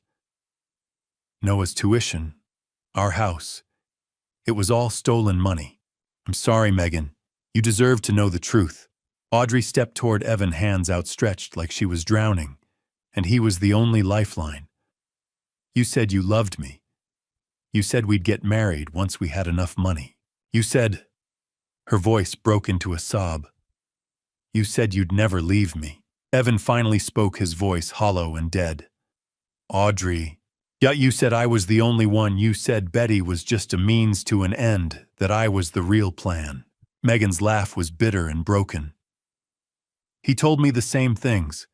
On our wedding day 7 years ago. He said I was his forever. The silence that followed was absolute. Then Audrey collapsed back into her chair, her whole body folding in on itself, like she'd been punched in the stomach. She buried her face in her hands. It was all lies. Everything. All of it. Yes. I kept my voice steady even though inside I felt nothing but ice. Evan Cross is a professional con man. He targeted you, Audrey. Saw your vulnerability, your desperation, and he exploited it. Used you to access my money. Used your mother's loneliness to maintain his cover. The same way he's been using Megan and Noah. No. Audrey's voice was muffled by her hands. No, he wouldn't. He would. And he did. I turned to Megan. I'm sorry you had to find out this way. Megan wiped her eyes, straightening her spine. I'm glad I know. Better late than never. She looked at Evan with something that might have been pity. Our marriage is over. I'll file for divorce tomorrow. Megan, please. Evan finally found his voice desperate and pleading. Don't. She held up a hand. Don't you dare speak to me right now. Not after this. Not after you used our son's tuition money. Her voice broke. Our child. How could you? Audrey looked up at me, mascara running down her cheeks in black rivers. Dad, I'm so sorry. I didn't know. Sorry isn't enough, Audrey. Austin Mercer took everything from me. $85,000. I was desperate. I had nothing. Evan said he'd help me. And you chose to trust a stranger over your own father. I had to force the next words out past the lump in my throat. You chose money over family. You chose to steal from me. To change my life insurance policy. To cut my brake lines. To poison my coffee. She sobbed harder but said nothing. What could she say? Yet you chose, I repeated, to try to end my life. Betty finally spoke, her voice barely audible. Joseph, please. I looked at her, this woman I'd been married to for 24 years. This woman who'd sat in that same chair for thousands of dinners. Who'd raised our daughter. Who'd stood beside me at weddings and funerals and every moment in between. You enabled all of it, I said quietly. You saw what was happening. You heard the conversations. You knew about the money. And you said nothing. I didn't think. She stopped, started again. I thought it was just a loan that was never discussed with me, that I never agreed to. I shook my head. You're as guilty as they are. The room fell silent again, except for Audrey's muffled sobs and Noah's distant laughter from the kitchen as Paw Patrol played on. I pulled out my phone and made a call. Detective Warren, you can come in now. The front door opened again, this time with purpose, with authority. 2 uniformed police officers entered first, their hands resting on their belts. Behind them came a woman in her 40s wearing a detective's badge clipped to her belt. Mr. Barrett. Detective Warren nodded to me, all business. We heard everything through the wire. I touched the small recording device clipped inside my shirt collar. You have all the evidence, every word, crystal clear. She turned to face Audrey and Evan, her expression professional and cold. Audrey Barrett and Evan Cross, you're both under arrest for fraud, embezzlement, and conspiracy to cause serious bodily harm. She began reading them their Miranda rights in a steady, practiced voice. You have the right to remain silent. Anything you say can and will be used against you in a court of law. Audrey stood on shaking legs as a uniformed officer moved behind her with handcuffs. The metallic click echoed through the room. Dad, please! Audrey's voice rose to a scream. Don't do this. Please, I'm your daughter. I turned away. Couldn't watch. Couldn't bear to see the handcuffs on her wrists. You have the right to an attorney. If you cannot afford an attorney, one will be provided for you. The second officer cuffed Evan, who went quietly, his face blank, all the charm and confidence drained away, leaving only empty shell. They led Audrey toward the door. She twisted in the officer's grip, looking back at me one final time. Daddy, she whispered. She hadn't called me that since she was 10 years old. But I said nothing. Just watched as they guided her out the door and into the waiting police car. Through the dining room windows, red and blue lights flashed rhythmically, painting the walls in alternating colors like a twisted disco. Betty sat at the dining table, completely collapsed, her whole body shaking with sobs that seemed to come from somewhere deep inside her. Megan held Noah, who'd come running from the kitchen when he heard the commotion. The boy's small face confused and frightened, tears starting to stream down his cheeks as he watched his father being led away in handcuffs. "Mommy, why are they taking Daddy? What did Daddy do?" Megan couldn't answer, just held him tighter. And I stood alone in the center of the dining room, surrounded by the wreckage of everything I'd ever built. The overturned chair, the scattered documents, the cold dinner no one had eaten, the half-empty wine glasses, the family that had just been destroyed beyond repair. Justice had been served, but the price was everything I'd ever loved. Through the window, I watched the police cars pull away, their lights fading into the distance. Betty sobbed. Noah cried for his father. Megan stared at nothing. And I stood in the ruins of my life, wondering if this was what victory was supposed to feel like. The weeks following the arrests were a blur of lawyers, courtrooms, and media attention I never wanted. Week 1 hit like a sledgehammer. I spent 8 hours at the police station giving my full statement. Every detail, every recording, every document. The detectives were thorough, methodical. By the time I walked out, the sky had gone dark and my voice was hoarse. Audrey and Evan were denied bail. Flight risk, the judge said, given the offshore accounts and evidence of planning. They'd remain in custody until trial. Betty was questioned for hours, but she cooperated, fully turned over everything she knew. 2 days later, she moved out of our house and went to stay with her sister across town. The media descended. Local father exposes daughter's elaborate theft plot. My phone rang constantly, reporters, concerned friends, complete strangers wanting to know details. I changed my number, started living like a ghost in my own life. Benjamin handled the press. Mr. Barrett requests privacy during this difficult time, but privacy meant being alone in that empty house, walking through rooms that suddenly felt too large, too quiet. I found myself standing in Audrey's bedroom one afternoon, looking at her high school trophies, her graduation photos, the collage of memories on her wall. Where did I go wrong? The trial preparation consumed weeks 2 through 8. The prosecutors, led by Assistant District Attorney Sarah Mitchell, a woman with 20 years of experience and a reputation for being relentless, built their case methodically. Defense attorneys tried negotiating plea bargains. Benjamin sat across from me in his office. They're offering a deal. Audrey could plead guilty to lesser charges. 3 years instead of 10. No deals. Aunt Joseph, seeing Audrey on the witness stand is going to be painful. I need the truth on record. All of it. Everything that happened. No shortcuts. He studied me for a long moment, then nodded. Full trial it is. The pre-trial hearings were brutal. Audrey's defense argued she'd been manipulated. My client is a victim of psychological abuse and gaslighting by Evan Cross. Evan's defense claimed insufficient evidence. There's no physical proof our client directly attempted to cause harm. But the most painful moment came when Betty took the stand, testifying for the prosecution. Against our daughter. So Audrey told me Joseph wouldn't notice the missing money, Betty said, voice shaking. She said he deserved what was happening to him. Megan filed for divorce from Evan.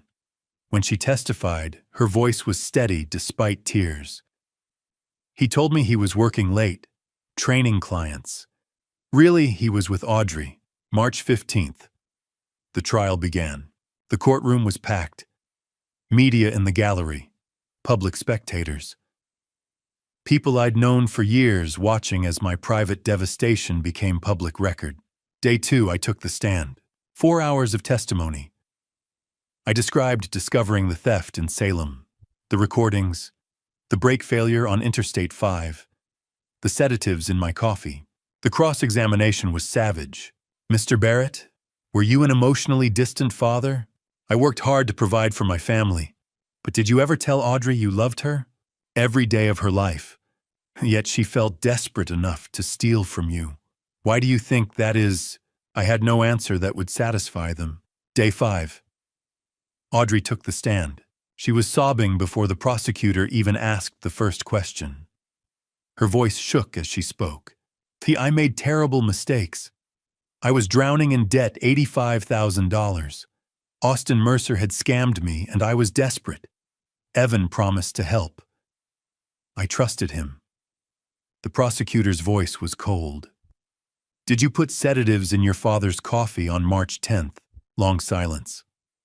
The entire courtroom waited. Yes. Did you know that dosage could end his life? Another pause, then barely a whisper. Yes. The courtroom erupted in gasps and murmurs. The judge had to call for order. March 28th. After 6 hours of deliberation, the jury returned. Evan Cross guilty on all counts. 12 years in prison for fraud conspiracy violations related to bigamy and conspiracy to cause harm. Audrey Barrett guilty on all counts. 8 years in prison for fraud conspiracy and conspiracy to cause harm. Betty Barrett, having pleaded guilty to lesser charges and cooperated with the prosecution, received 3 years probation and 500 hours of community service. As the guards led Audrey away in handcuffs, she looked at me one final time. Her eyes were empty, hollow. The daughter I'd raised, the girl who used to climb into my lap and ask me to read her stories, was gone. In her place stood a stranger who'd tried to take everything from me, including my life. I walked out of the courthouse into Portland's gray drizzle. Benjamin walked beside me, holding an umbrella over both our heads. It's over, he said. But I knew better. The legal battle was over. The emotional battle was just beginning. Dr. Helen Carver's office became my sanctuary. Twice a week I sat in that chair and tried to piece myself back together. April, my first session. The office was nothing like I'd expected. Soft lighting filtered through sheer curtains. Comfortable chairs instead of a clinical couch. Plants everywhere, ferns and succulents that somehow made the space feel alive. Dr. Carver was 48 with warm eyes that seemed to see through every defense I'd built. Joseph, what brings you here? I stared at my hands. I don't know how to feel anymore. My daughter tried to end my life. My wife helped her steal from me. I got justice in court, but I don't feel better. Justice and healing are different things, she said gently. Justice is external, what happens in courtrooms. Healing is internal, what happens in here. She touched her chest. In the heart. How do I heal from this? By allowing yourself to feel everything. The anger, the grief, the betrayal, all of it. And eventually, by choosing peace over bitterness. I thought that sounded impossible. The sessions continued. Twice a week, Tuesday and Friday afternoons, I sat in that chair and slowly began to unpack 24 years of my life. Week 3, I broke down completely. Where did I fail as a father? Dr. Carver leaned forward. Joseph, you didn't fail. Audrey made choices, bad choices, terrible choices. But they were her choices, not yours. But I must have done something wrong. Good parents raise children who are still human, who still have free will, who can still make devastating mistakes. Her voice was firm. You can't control another person's choices, not even your child's. Week 6, we talked about Betty. 24 years. Was any of it real? Some of it was real, Dr. Carver said. People are complex, Joseph. Betty loved you once. I believe that. Then things changed. Maybe she changed. Maybe the marriage changed. That doesn't erase the good years. It just means the story ended differently than you thought it would. In May, she suggested I join a support group, Survivors of Family Fraud, Wednesday evenings in a church basement across town. I walked in, nervous, not knowing what to expect. 12 people sat in a circle, men and women, young and old, all carrying the weight of family betrayal. The facilitator smiled. Welcome, everyone. Who wants to share first? I just listened that first night, a man in his 50s. My brother stole my inheritance. Cleaned out my mother's accounts before she died. We haven't spoken in 5 years. A woman in her 60s. My son forged my signature and took my house. I'm living with my daughter now. A younger man, maybe 30. My wife and her boyfriend drained our accounts while I was deployed overseas. Came home to nothing. Each story was different, but the pain underneath was the same. I'm not alone. By the 3rd week, I shared my story. Kept it brief: daughter theft, attempted harm, trial, prison. The group nodded. They understood without me having to explain. A woman named Patricia spoke up. The hardest part isn't the money, is it?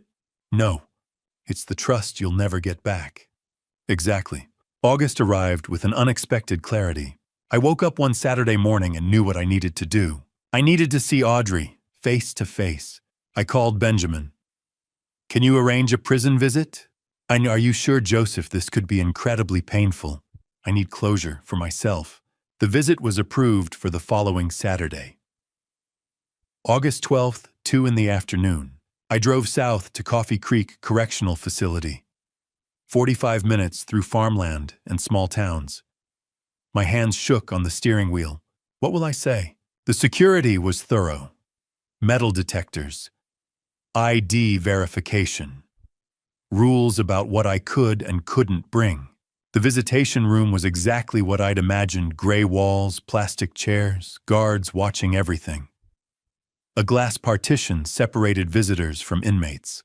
I sat down and waited. The door on the other side opened. Audrey walked in wearing a prison uniform. She'd lost weight. Her hair was pulled back simply. No makeup. She looked younger, more like the daughter I remembered. She sat down across from me. We picked up phones on either side of the glass. Long silence. Dad! Her voice broke immediately. Tears streamed down her face. Hello, Audrey. I'm so sorry. So sorry. I know. I was scared. Stupid. Evan made me believe. Evan didn't make you do anything. I interrupted. You made choices, Audrey. Your choices. I know, she was sobbing now. I'll regret it every day for the rest of my life. I looked at my daughter through that glass partition. Practiced the words I'd rehearsed with Dr. Carver for weeks. Audrey, I forgive you. She collapsed forward, sobbing harder. But I wasn't finished. I forgive you not because you deserve it, but because I deserve peace. Forgiveness doesn't mean what you did was right. It doesn't mean I'll forget. It doesn't mean you won't serve your sentence. It means I'm choosing to release the hatred that's been destroying me from the inside. Her hand pressed against the glass. You took my money, my trust, my family. But you can't take my ability to move forward. That's mine. And I'm taking it back. I stood up. Dad, please don't go. But I hung up the phone and walked toward the exit. Behind me, I could hear her crying. Could see her in my peripheral vision, hand still pressed against the glass. But I kept walking, because forgiveness wasn't about her anymore. It was about me. The sunrise over the Willamette River had never looked more beautiful. I stood at Tom McCall Waterfront Park at 6:30 a.m. watching the first light of October paint the water gold and orange. The autumn leaves drifted down from the trees lining the riverbank, landing softly on the path where I'd just finished my morning run. My breath came steady, and even no longer the shallow, panicked breathing of a year ago. Exactly 1 year ago today, I discovered the betrayal that shattered my family. Exactly 1 year ago today, I began the journey from blind trust to devastating truth. The anniversary wasn't lost on me. I'd marked it deliberately, choosing to spend this morning here by the river rather than hiding from the memory. A year changes everything. A year changes nothing. Both statements felt true. The changes. I sold the house in West Hills 3 months after the trial. I couldn't live there anymore. Not in the dining room where I'd confronted them. Not in the kitchen where Audrey had poisoned my coffee. Not in the bedroom where I'd lain awake night after night, wondering if my family was planning my death. The house sold quickly. I didn't look back when I handed over the keys. My new apartment in the Pearl District was smaller, simpler, and entirely mine. No ghosts, no memories. Just clean white walls and windows that faced east, letting in the morning sun. I kept it minimal: a couch, a bed, a small desk where I worked. I didn't need much anymore. The things I'd once thought mattered: the big house, the expensive furniture, the perfect family photos, none of it mattered now. I transitioned to part-time consulting and financial advisory work. I still had clients who trusted me, who valued my expertise. But I no longer worked 60-hour weeks. I no longer sacrificed weekends and holidays. I'd learned that lesson the hard way. All the money in the world means nothing if you lose yourself in the process. Instead, I started volunteering. Every Tuesday and Thursday evening, I taught a free course at Portland Community College, protecting yourself from financial fraud, even from family. The first night, 12 people showed up. By the third week, the room was packed with 40 students. Young people trying to navigate their first credit cards, immigrants learning the American financial system, elderly folks who'd been scammed by their own children or caregivers. I saw myself in each of them: the vulnerability, the desire to trust, the fear of what might happen if they didn't protect themselves. I shared my story openly, not for sympathy, but for education. If my pain could prevent even one person from going through what I'd endured, it was worth it. Last month, a woman in her 70s approached me after class with tears in her eyes. Her son had been forging checks from her account for 3 years. She'd suspected, but didn't want to believe it. My class gave her the courage to report him. She hugged me tightly and whispered, "Thank you for saving what's left of my life." I thought about that hug often. It reminded me why I kept teaching, why I kept showing up. Beyond the classroom, I'd also started mentoring young professionals through a local nonprofit.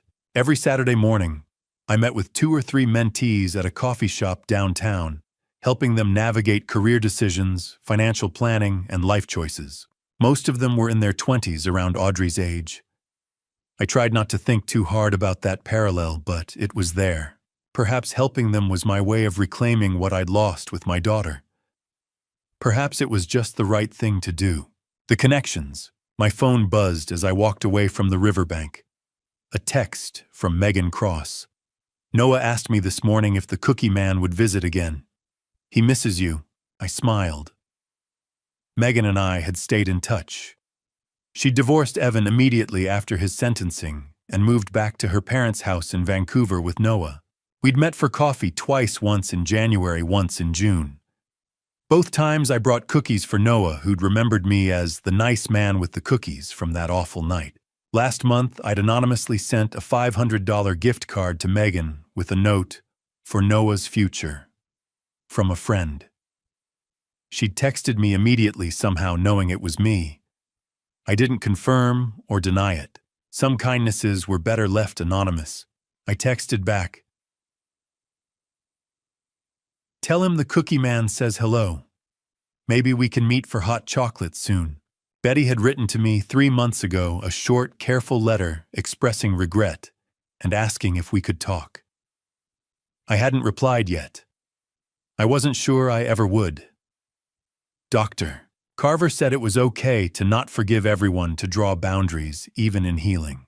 Betty had played her role in the betrayal, even if she'd been manipulated. I wasn't ready to cross that bridge yet. Maybe I never would be. Audrey's letters arrived monthly like clockwork. I hadn't opened a single one. They sat in a shoebox in my closet, unopened and unread. Benjamin had asked me once if I planned to visit her or respond. I told him honestly, not yet. Maybe never. I don't know. Dr. Carver said that was okay too. The final session. Yesterday had been my final scheduled therapy session with Dr. Carver.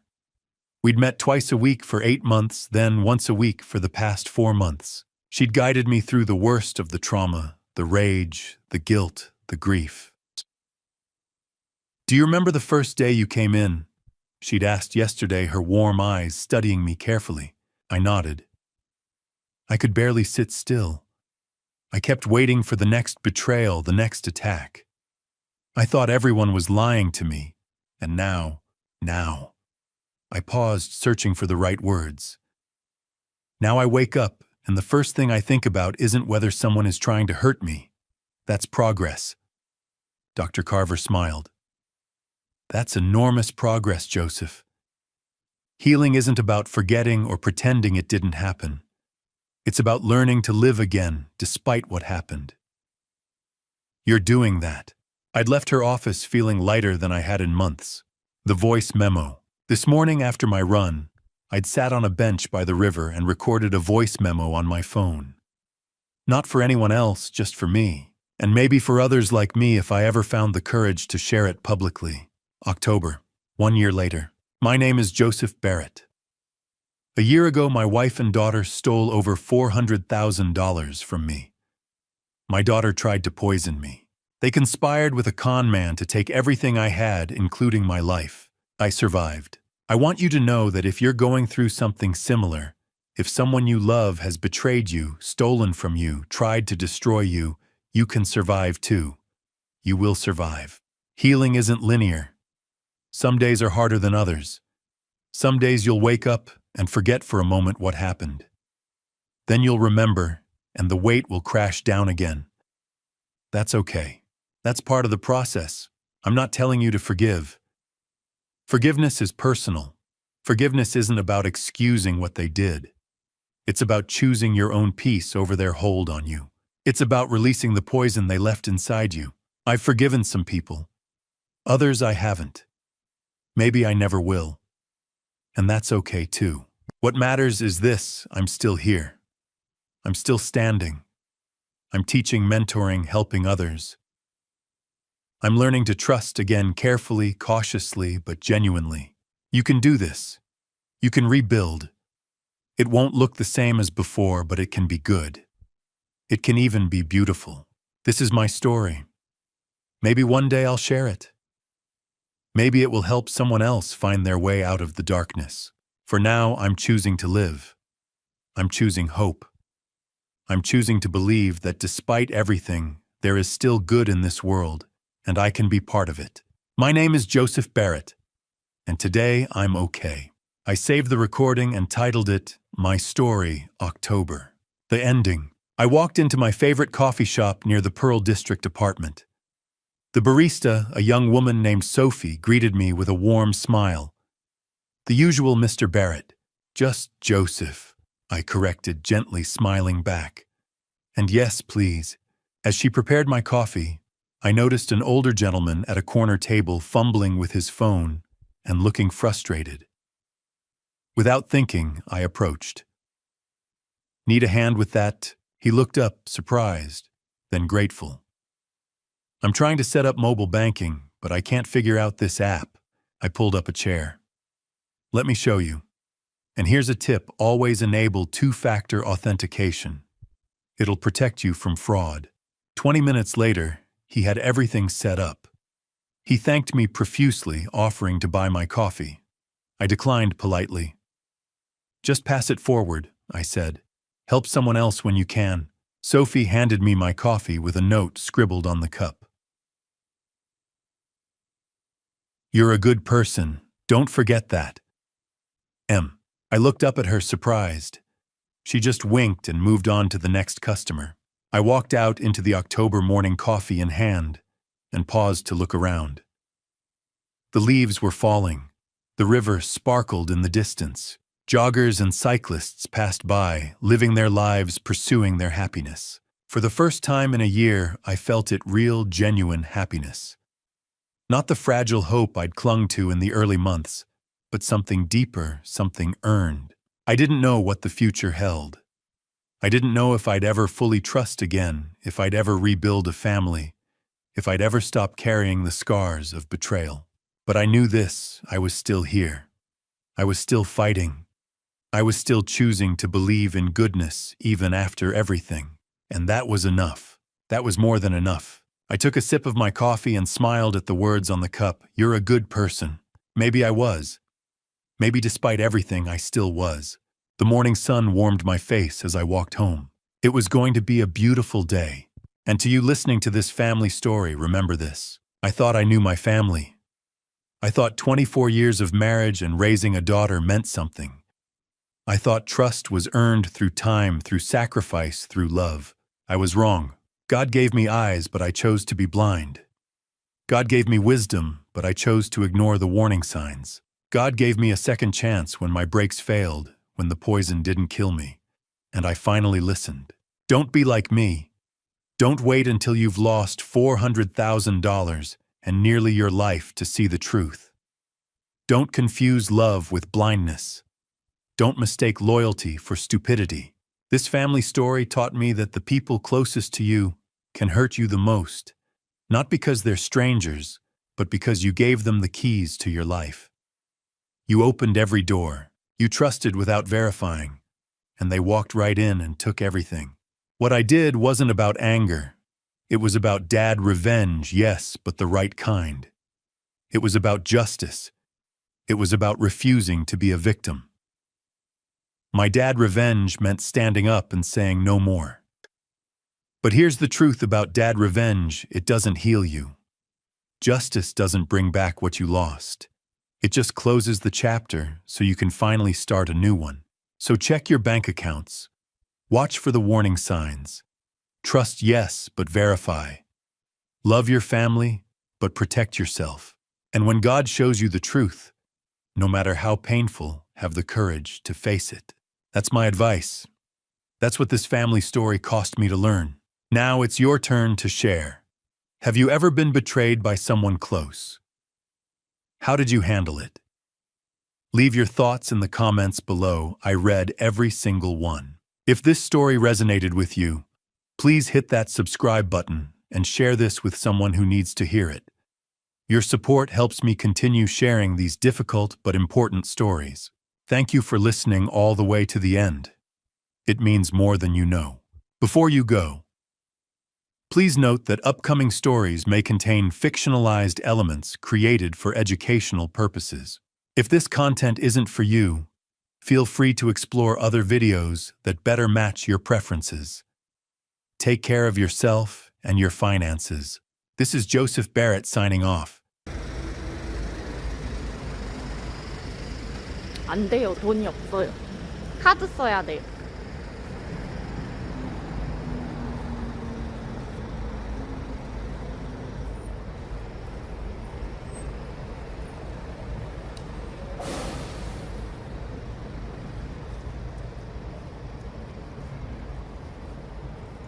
아, 내가 뭐 철국바도 아니고, 어? 그래, 안 그래?